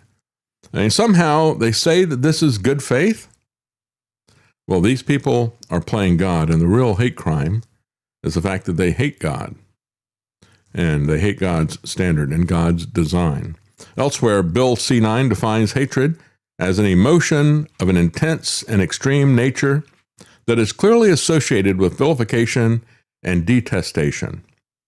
Well, speaking back against it is the Justice Center for Constitutional Freedoms. They said this bill allows Canadians to express disdain and dislike. Listen to how subjective this is. You can express disdain, you can express dislike without worrying about facing criminal charges, yet Canadians must be careful not to possess illegal emotions that involve detestation or vilification. So it's not hate to discredit, humiliate, hurt, offend, and dislike people, but it is hate to detest and to vilify people. Are we clear about this? This is amazing just how subjective it is. And so they are now criminalizing the Bible, and we are seeing people being punished for speaking out about their beliefs when they conflict with the protected status of the LGBT or the Israeli government. This is truly an amazing time that we're living in, and it's going to get a lot worse. Trump, meanwhile, has bragged about his LGBT support. And as I have said all along, this YMCA thing that he does, I said that's deliberate. He's rubbing the noses of these MAGA people and these Christians like Franklin Graham who tell you that he's God's anointed person, all the rest of the stuff. He is rubbing their noses in it, and he fully understands that as well. He goes on to Fox News, and he talks about how, hey, I even chose the gay national anthem, YMCA, from the Village People. So he boasted about his popularity with the gay vote. In a recent call into Fox News, he called it something that he was, quote, very proud to attain. He spoke on last Thursday with Fox Roundtable show, The Five. Co-host Jesse Waters asked about the unconfirmed reports of the latest Iranian Supreme Leader, Mojtaba Khamenei, who has now not been seen publicly in weeks and may or may not still be alive, was rumored to be homosexual, which had previously been an obstacle to his succession prospects in the Islamic regime before the U.S.-Israeli military strikes eliminated not only the leader, but all the alternative leaders as well. Well, said Trump, the CIA, did say that, but I don't know if it was only them. I think a lot of people are saying that, which puts him in a bad start in that particular country. You know, I sort of have to smile for myself when I say I see people trying to defend the Palestinian regime for women and women for Palestine, but they kill women if you don't wear a certain if you don't wear a certain cloth over your face, you have no chance of living. Seems to me like I remember some tyrant named Donald who said, if you don't put this cloth over your face, you have no chance of earning a living. How is he different from these other people? Well, he's not, quite frankly. He said, when I look at gays for Palestine, he said, they kill gays. They kill them instantly. They throw them off of buildings. And I'm saying, so who are the gays for Palestine? They have a significant amount of gays for Palestine.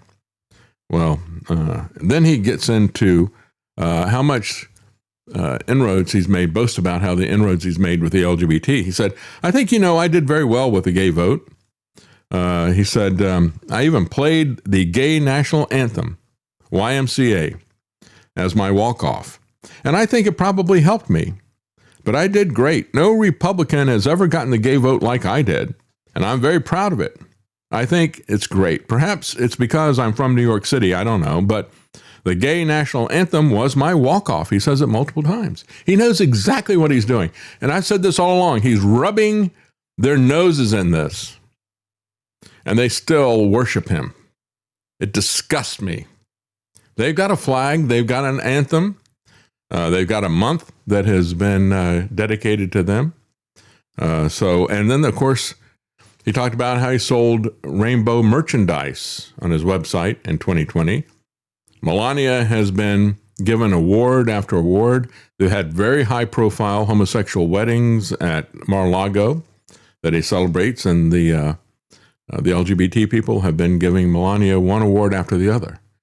She's very proud of abortion and many of these other things. These people have nothing in common with people who support conservative principles. Not a thing.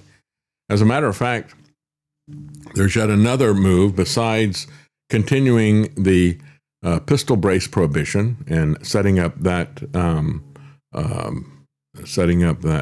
precedent for Trump. He set the precedent with the bump stock. Then he did the pistol brace, and within a week, pressure from the NRA and other gun groups finally got him to remove it, but then Biden put it back in. These gun groups like Gun Owners of America sued to remove the pistol brace, and now the Trump Department of so-called Justice under Pam Bondi, who does not like guns either, they are continuing the lawsuit to fight Gun Owners of America and to establish this gun control by executive order and to ban pistol braces. And we've seen Jeanine Pirro in Washington, D.C. Both she and Pam Bondi have boasted about how we got guns off the street and made the streets safer by getting guns off the street. It truly is amazing that conservatives don't see this. And they continue to support this guy who is antithetical to everything they say they believe. Except they don't believe it. They simply want to have a savior, and they've decided that it has to be Trump. I've had so many people tell me, well, if we don't have Trump, we have nothing left. It's like, is that really conservative? Is that really the Christian viewpoint? In Trump you trust? Yeah, it's just a matter of time after he puts his face on a 24-karat gold commemorative coin.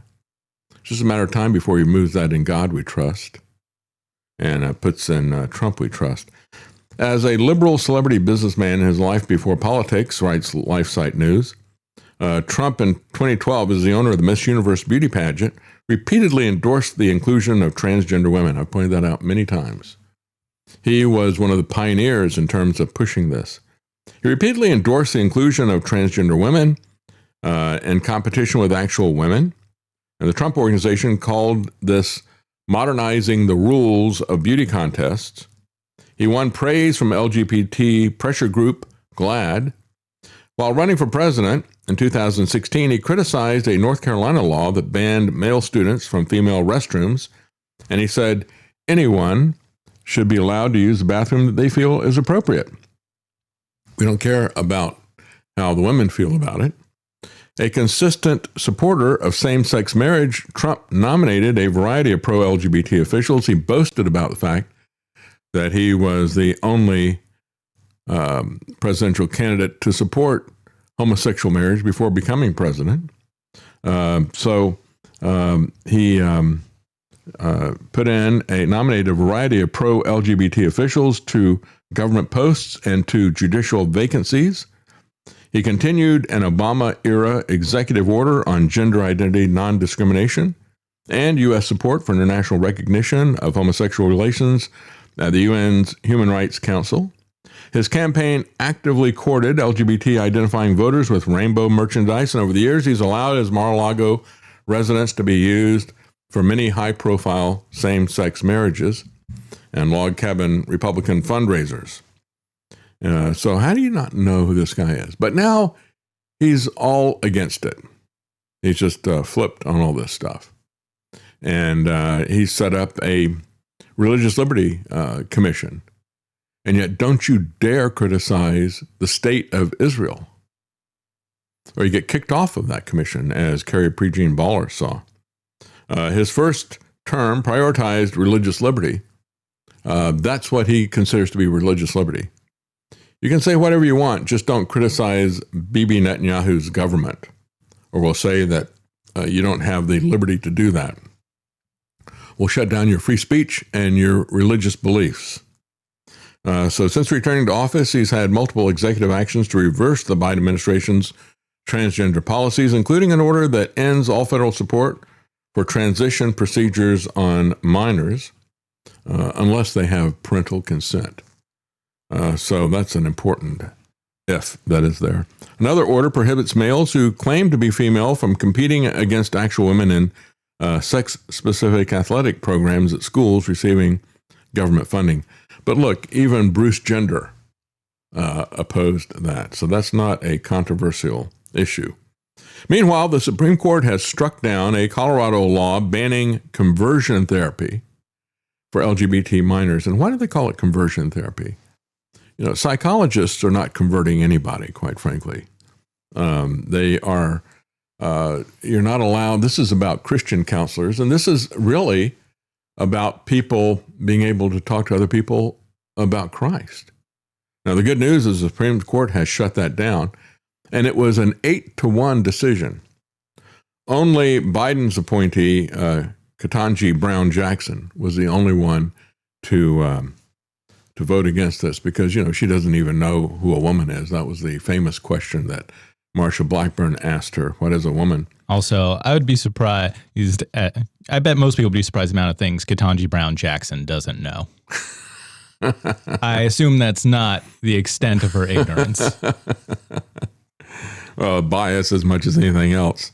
This is going to affect 20 other states that have similar laws to Colorado, saying that you can't talk to minors about the biological realities or about religious beliefs or anything that would change them. You can push them towards believing that they're in the wrong body. You can push them towards mutilation and sterilization, but you can't give them any counseling going back the other way.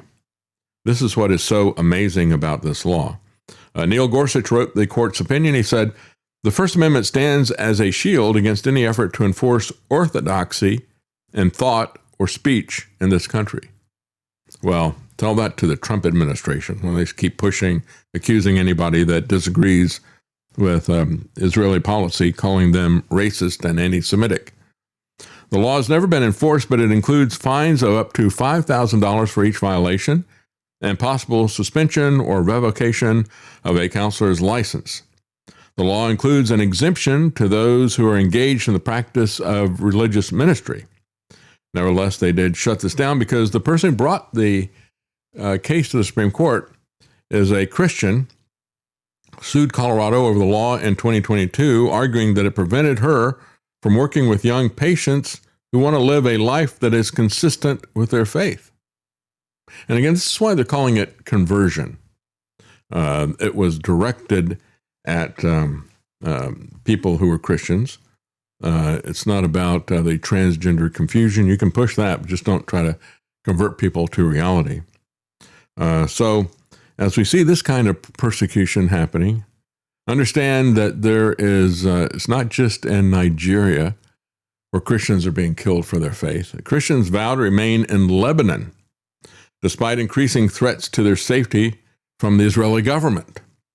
Despite waves of Israeli ground troops invading southern Lebanon and evacuation orders for the entire region south of the Litani River, many Christians have resolved to remain in their homes as the first line of defense for the Christian presence in Lebanon.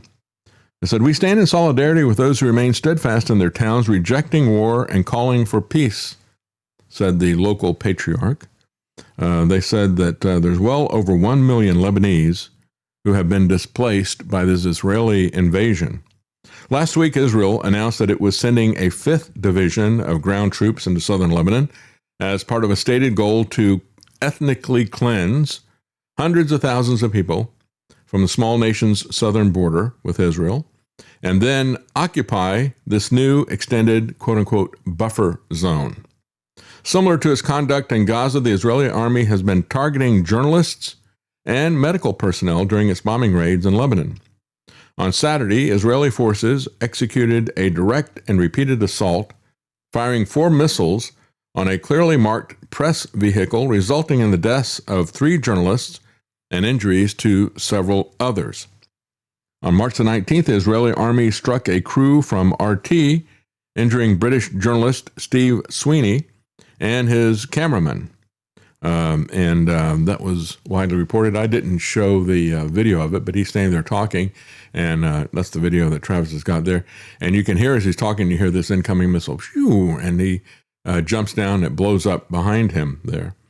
Lebanese president has condemned Israel's Saturday strikes, noting that, quote, "Once again, Israeli aggression violates the most basic rules of international law, international humanitarian law, and the laws of war by targeting journalists who are ultimately civilians performing a professional duty. This is a blatant crime that violates all norms and treaties, granting journalists international protection in times of war according to the 1949 Geneva Convention and their protocols. We strongly condemn this attack. We call on international bodies to act to stop what is happening on our soil." Lebanon's health minister noted that Israel has executed at least 75 attacks against his nation's health sector, including the shelling of 9 hospitals, 5 of which were forced to close. He added that 18 attacks had struck ambulance centers, damaging 48 vehicles, and had thus far taken the lives of 51 medical workers. Well, that is the key. As a matter of fact, when you look at this, that's that building there that was blown up. That's a civilian building. They're doing the same thing they did in Gaza, which is let's destroy all their houses, all their infrastructure, kill as many of them as we can, run them out, and we will steal the land. That's the same pattern that you see from the Israeli government over and over again, and the world is getting sick of it. In Lebanon, they're also using white phosphorus against civilians over residential areas, incinerating homes, and as they kill journalists, as they shell hospitals and civilian facilities. During a March 26th interview with aid to the church in need, Lebanese Archbishop was asked what Catholics and other Christians in the West can do to help restore peace, stability, and prosperity in his nation.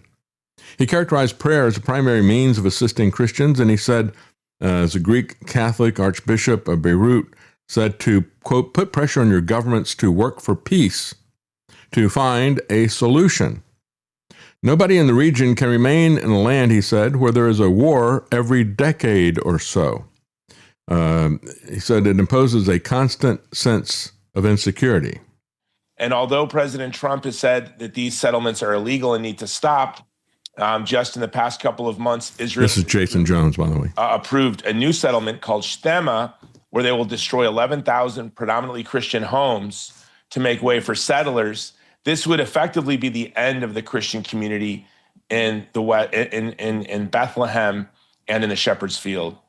And this is it would be really tragic to see the oldest Christian community in the world erased before our very eyes. Yeah, and that's Jason Jones. That was not the Archbishop that was saying that. Nevertheless, Benjamin Netanyahu says that this is the opportunity they don't want to let go to make Israel into a super nation.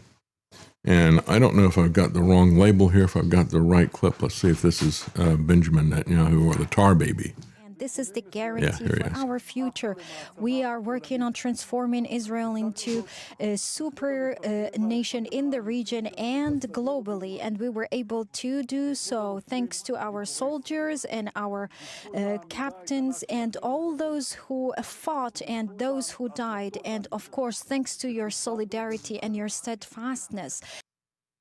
Yeah, that's right. Well, we keep seeing that over and over again. They're telling you what they're doing. You should believe them.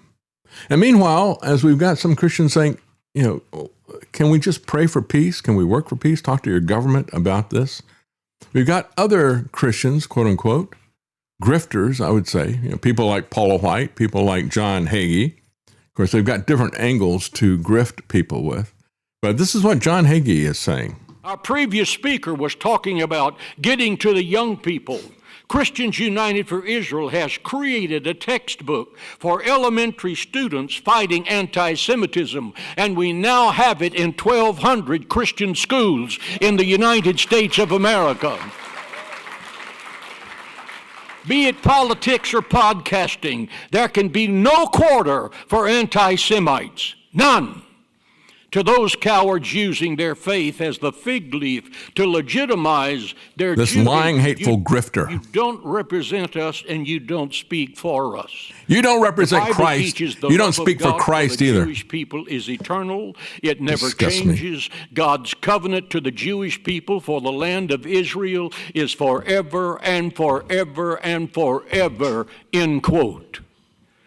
Let us as Christians and Jews resolve to win this fight, both on the battlefield and in the media war for the hearts and minds of the next generation. Yeah. He's exactly right when he says we've got to get this knowledge into elementary school. Propagandize people. Let me tell you, he's not Christian. And it bothers me to see people like Paula White and John Hagee as the poster children for quote-unquote Christianity. They are grifters. They're liars. This guy, the hate, the lies, the censorship, the murder that this guy is pushing, he is antichrist. He doesn't think the Jewish people need Christ. If he loved the Jewish people, if he loved Christ, he would tell them about it. But he doesn't think that's important. The only thing that's important to him is their race.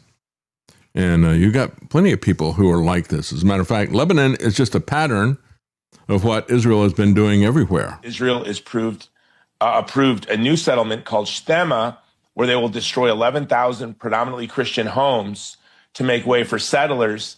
This would effectively be the end of the Christian community in Bethlehem and in the Shepherd's Field. And this is it would be really tragic to see the oldest Christian community in the world erased before our very eyes. Yeah, these people who tell you that Jews are the chosen race and you're nothing, and you have to hate everybody that's not a Jew as much as the Jews hate everybody else. And so they come after the Arabs, they come after the people in Palestine, but they're coming after Christians as well. That's what he's pointing out. So he's talked about what is happening in Lebanon, Jason Jones has, as well as what is happening in Gaza and areas like that. It's interesting. There was an ultra-Orthodox rabbi that I saw speaking, and he said, in Iran, there are, and I forget what the number was. I should have grabbed the clip and written it down. But anyway, I think he said there was 35,000 Jews in Iran. He said they're living, it's fine. They're not being persecuted. They're not being killed by the Iranians. He goes, you don't see the Israeli government having that kind of forbearance for people they don't agree with. And of course, he was the one who said, the very state of Israel is a violation of the Torah because they have killed people to steal their land. And when you look at how this plays out in the Trump administration, you got people like Caroline Lovett who says this. You said yesterday, and I quote him, God does not listen to the prayer of those who wage war. Can you comment on that? I think our nation was a nation founded 250 years ago almost on Judeo-Christian values, and we've seen presidents, we've seen the leaders of the Department of War, and we've seen our troops go to prayer during the most turbulent times in our nation's history. And I don't think there's anything wrong with our military leaders or with the president. Let me just say that the values of Netanyahu have nothing to do with the Torah. They have nothing to do with the Old Testament or the New Testament. And where does all this Judeo-Christian nonsense come from? I put out a tweet this morning that mentioned the J word, and I try never to mention the J word because you get it from both sides. You get the right wing saying you need to become an anti-Semite. You get the left wing saying you are an anti-Semite. You get the right wing saying you're a Zionist. You get the left wing saying you need to become a Zionist or whatever. I don't care whichever faction it is. But my stance is that I'm a Christian and I put Christ first. So I ask the question, where the hell did Judeo-Christian values come from? What does this term mean? I know what Christian values are. They're what built the West. What are Judeo-Christian values? And the kickback I got from that is ridiculous. I'm not saying that people should hate Jews. I'm not saying that. I'm asking a simple question. Why do we put Judeo before Christian? Why do we put anything before Christian? I don't believe in putting anything before Christ. I think he told us that the only way to the Father is through the Son. And therefore, if we love people, including Jews, if we love everybody, we want them all to come to know our Lord because he is the only way to get into heaven. That's the Christian message. Modern day Jews don't get a special out clause from that. And I've seen there's a growing movement particularly amongst American evangelicals, where there's almost an idolatry of modern day Judaism that is put on a pedestal above everything else, sometimes even including Christianity. It's weird. I don't understand it. So I'm trying to understand it, which is why I'm asking questions. Exhibit A and Huckabee. At all. No anti-Semitism, certainly no Zionism, neither side. I'm just trying to find out, why do we put something before Christian values? People keep replying, because of the Old Testament. I'm like, what do you mean because of the Old Testament? Well, because Christianity takes on the Old Testament as well as the New Testament. Well, yes, because the New Testament fulfills the Old Testament. But we don't, and people say, well, yeah, so you need to be reminded of the inclusion of the Old Testament because Christ was a Jew. It's like, yeah, yes, he was of the time. But the point is that he came to fulfill the law, and that the law has been fulfilled. The New Testament fulfills the Old Testament. And we don't need to say, read your Bible, read your Old Testament / New Testament Bible. Like, we just say the Bible, it's all included. And it's like Christ fulfilled the Old Testament, therefore freed us of that. We are not Jews, essentially. We are Christians. We follow Christ. And that's important. Anyway, I'm going off on a tangent because it's just something that I tweeted about this morning, but I'm kind of baffled by the language that people are using. Like, the Gentiles were grafted in with the Jews, but they are now called Christians, all of them. The Gentiles and the Jews together are called Christians. Modern day Jews are not the Jews of the Bible. The Talmudic Judaism didn't exist in that time. The Jews of the time are now Christians. The Gentiles of the time are now Christians. I'm not a Jew or a Gentile. I'm a Christian. Like, that shouldn't be confusing. And people seem to think that the Israel on the geographical map that we see today is the Israel of the Bible. No, the Israel of the Bible wasn't geographical. It was the nation of Israel. It was the people. It was the community, which is now known as the church. So the church is Israel. And so people are getting confused, I think. That it's a conversation that needs to be had further. This is probably not the way to have it, but I'd like to get someone on to have a proper discussion about that at some point. But we should be able to have that conversation without accusations of anti-Semitism or Zionism. Let's move past those silly labels and get to the conversation and try to find the truth. And that's exactly why they use those labels, is to stop people from talking. As he was pointing out, in a sense, it's been said that the New Testament is in the Old Testament concealed. You can see it there. Once you get to the New Testament, the Old Testament is then revealed, the true meaning of all these types and things that happened. And that's the way it needs to be understood. We're going to take a quick break. We'll be right back.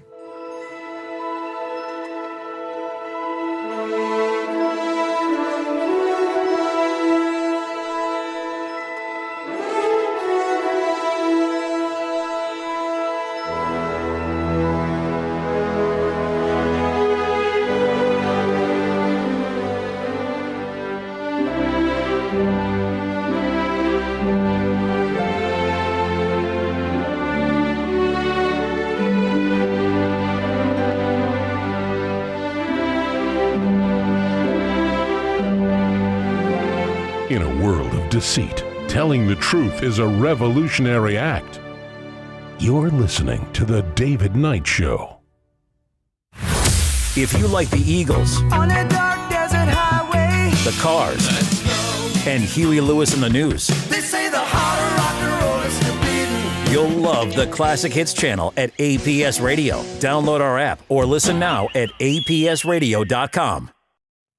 Welcome back, folks. And real quickly, I just wanted to ask the, Zionist Christians that are out there.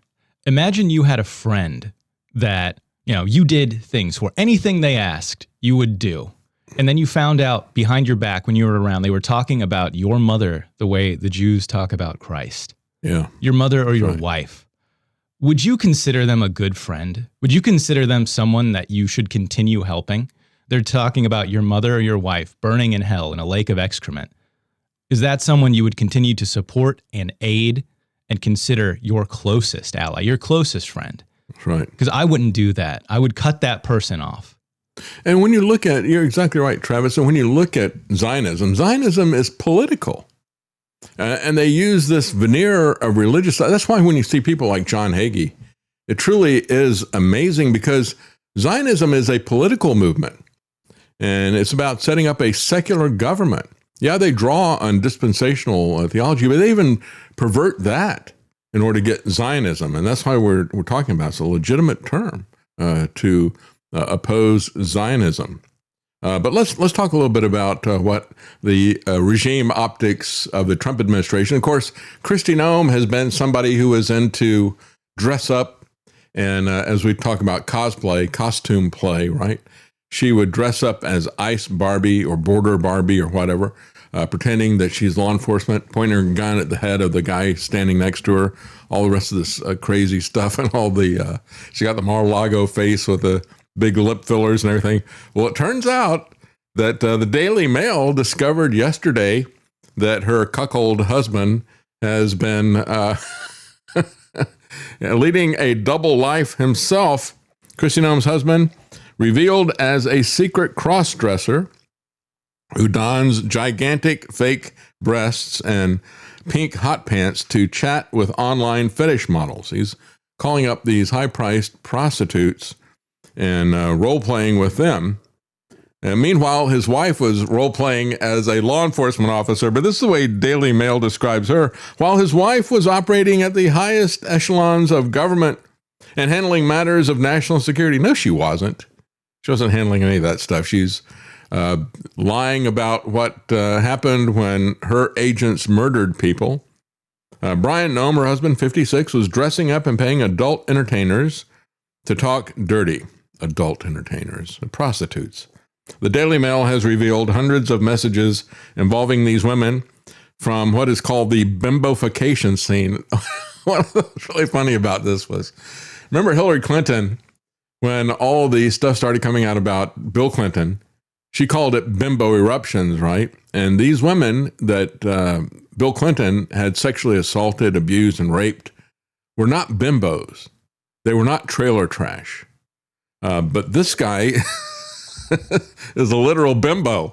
And so now the Trump administration is looking more and more like the Clinton administration, so many different ways. Now they've got their own bimbo eruption, and the bimbo eruption was the husband of the cosplay Homeland Security Director, Kristi Noem. It's a bimbofication scene where porn performers transform themselves into real-life Barbie dolls by pumping colossal amounts of saline into their breasts. Folks, this is the Trump Epstein regime, just like Dershowitz. There's a lot I'm not going to become a Republican because Republicans don't like all this transgender stuff and murdering babies and mutilating minors. They don't like that stuff, so I can't go along with that. I've got my standards after all, says Alan Dershowitz. But national security experts consulted by the Daily Mail say that his brazen behavior could have left the 54-year-old MAGA favorite vulnerable to blackmail. Not in the Trump regime. In the Trump regime, who cares, right? This stuff gets put out. This isn't going to hurt Trump. It's not going to hurt even Kristi Noem, not with the MAGA people. Hey, if she's on the Trump team, if she's got an R behind her name, we're all for her, right? No matter what was happens. that cross-dresser Lady MAGA or whatever that was there for the longest time? This influencer that was legitimately a drag queen. There's the term that kept showing up to all these events and getting welcomed with open arms. Well, you got what's the guy Pressler, some Pressler guy. They keep putting him out there as a surrogate, and he's as well as Bruce Gender. Alex Jones has got Blair White. I mean, these people make common cause with this stuff. They have no standards whatsoever when you look at this. So if a media organization can find this out, you can assume that with a high degree of confidence that a hostile intelligence agency knows this as well. Let's get this straight. Homeland Security doesn't protect anybody any more than TSA protects anybody. And understand how it was created. It was created in the aftermath of a false flag event where our own government terrorized and murdered its own citizens. That's what this is really about. This is not, we don't have to worry about some kind of foreign threat.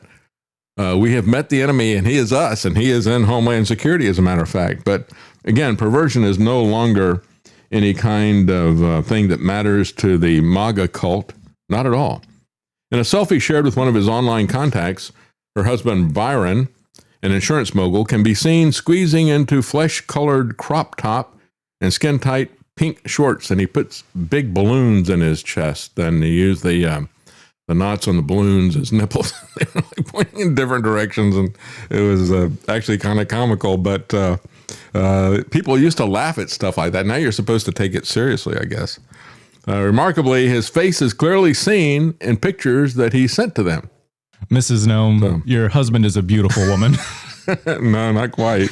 Not beautiful. Here's what I thought was really key about this. He sent his secret roster of online acquaintances at least $25,000 via Cash App and PayPal. I'm banned on PayPal, but these prostitutes are allowed to do the whole bimbo scene, but I'm banned off of PayPal. They accept these people as legitimate users of PayPal. They don't get Well, you might have been up to something nefarious. Yeah, that's right, exposing what they're doing.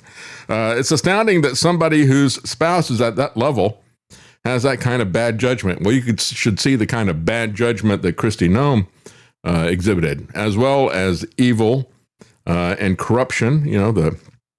Was it 200 and something million, 220 million, I think it was, that she gave to a newly created organization that never had a contract. They create a website, and a couple of days later they get, $250 million from Homeland Security to promote Kristi Noem, to put her face out there, to let her role play as a cowgirl or something. Mrs. Noem, they said, is devastated. The family was blindsided by this.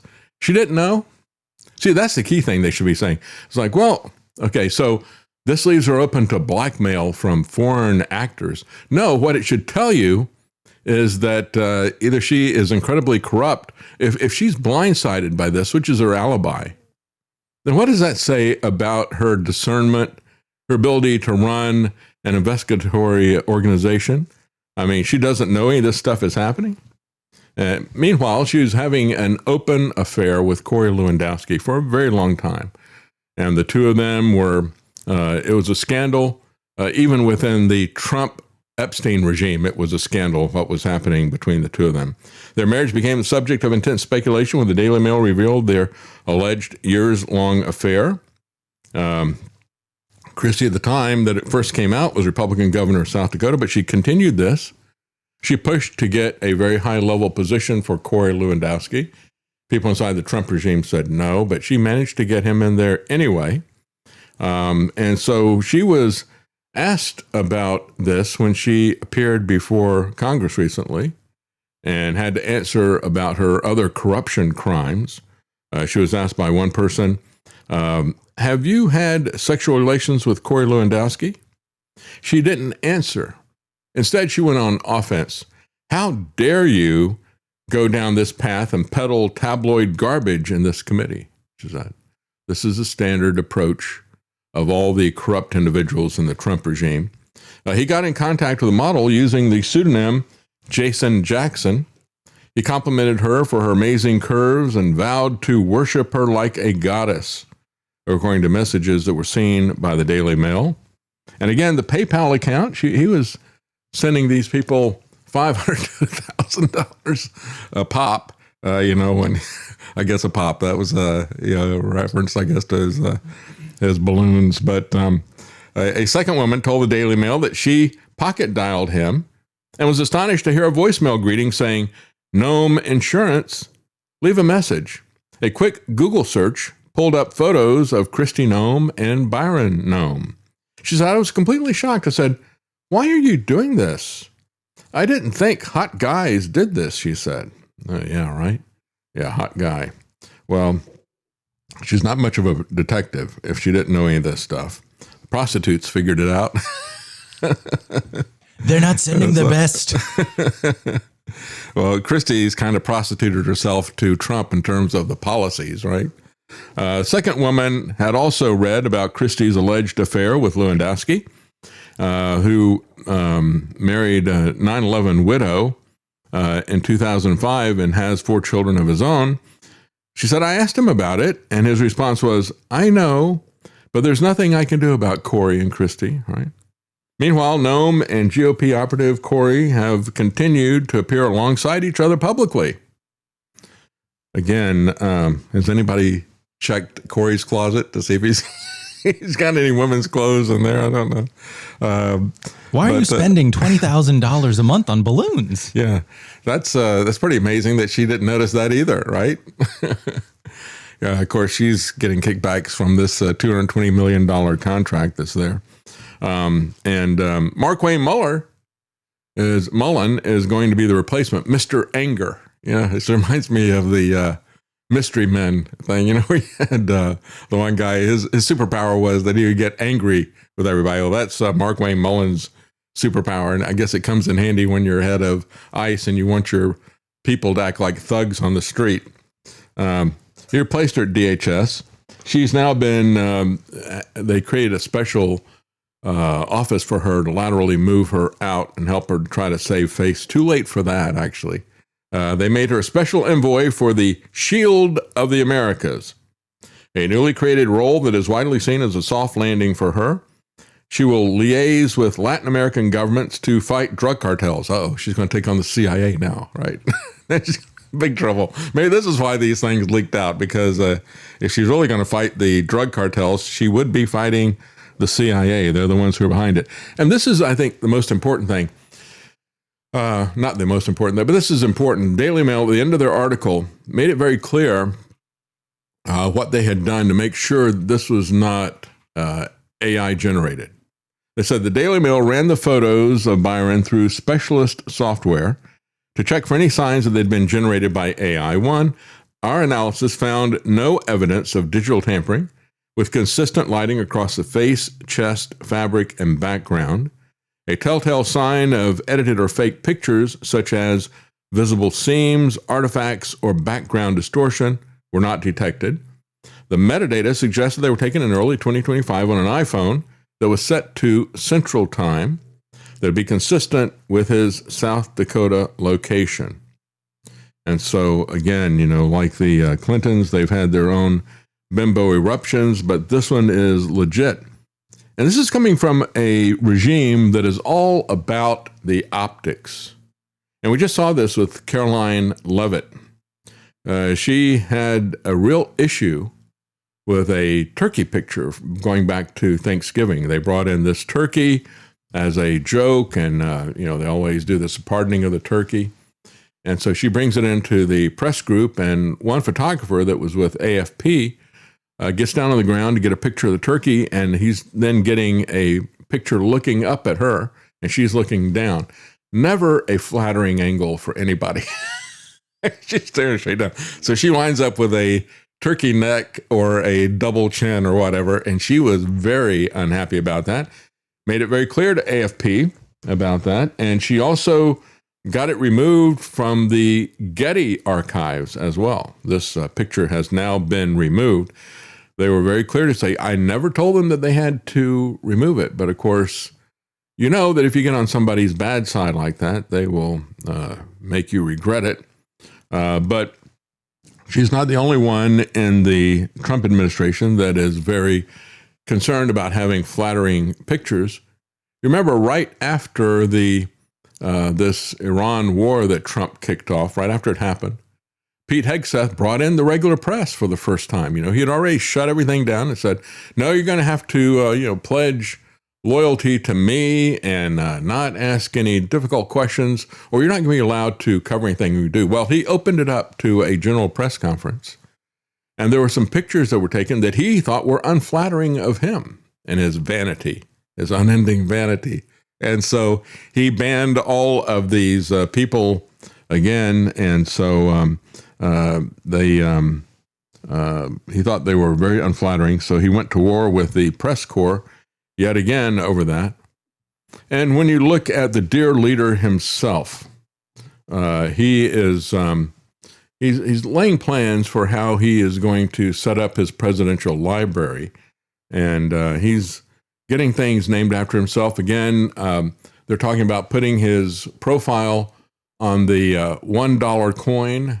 He banned the penny, and now they, because of inflation, we're getting rid of the penny. We're going to have a dollar coin, and he would like to put his face on the dollar coin. He's got his face on the 24-karat commemorative coin for the 250th anniversary, and he put his face on there. This is all breaking precedent, as I pointed out yesterday.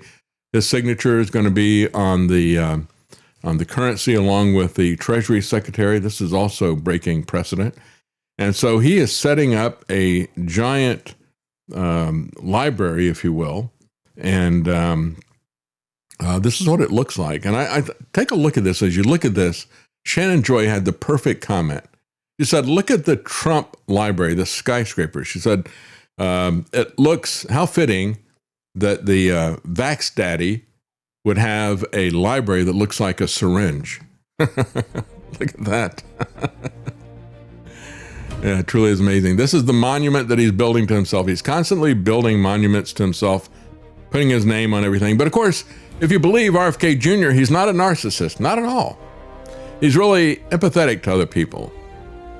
That's the Trump library that he wants to build right there in Florida. And of course, they've just changed the name of the Palm Beach International Airport to Trump Airport as well. His name on everything. Yeah, I will not be going to that. I'd be tempted to vandalize something, I think. Well, if you go there, you're going to be able to see something very special on the inside. Are they going to show it in this video? Let's wait and see. Looks like they're going into the entrance there. Well, there's the big plane and the Trump plane, but there's something even more special. Well, we got a golden escalator. That's how his campaign started, with his escalator. There it is. There's the pièce de résistance, right? The golden statue. It's actually 30 feet high. Got one arm raised on that statue. Here's the picture of the statue. And it's got the arm up there just like the fight, fight, fight, right? But all the Secret Service around him are gone. A big golden statue, 30 feet tall, with his arm raised in his fight, fight, fight.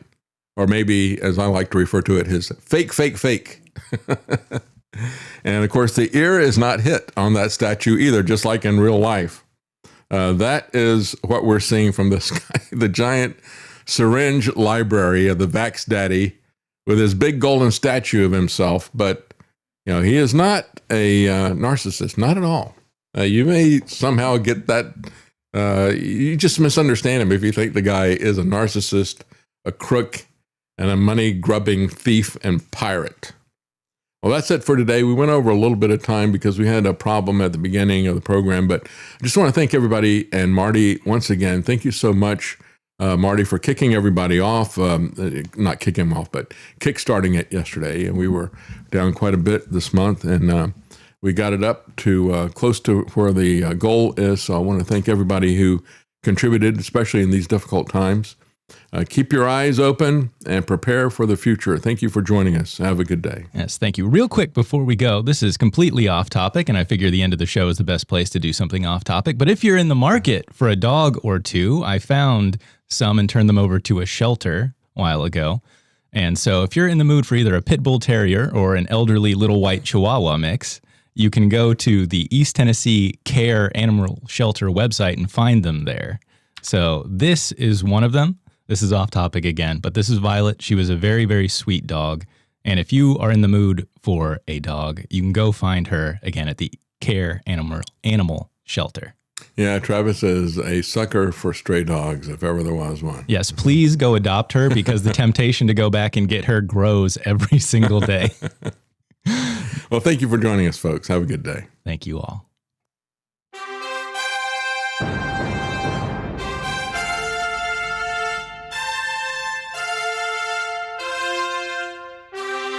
The common man. They created Common Core to dumb down our children. They created Common Pass to track and control us. Their Commons Project to make sure the commoners own nothing. And the communist future. They see the common man as simple, unsophisticated, ordinary. But each of us has worth and dignity created in the image of God. That is what we have in common. That is what they want to take away. Their most powerful weapons are isolation, deception, intimidation. They desire to know everything about us while they hide everything from us. It's time to turn that around and expose what they want to hide. Please share the information and links you'll find at thedavidknightshow.com. Thank you for listening. Thank you for sharing.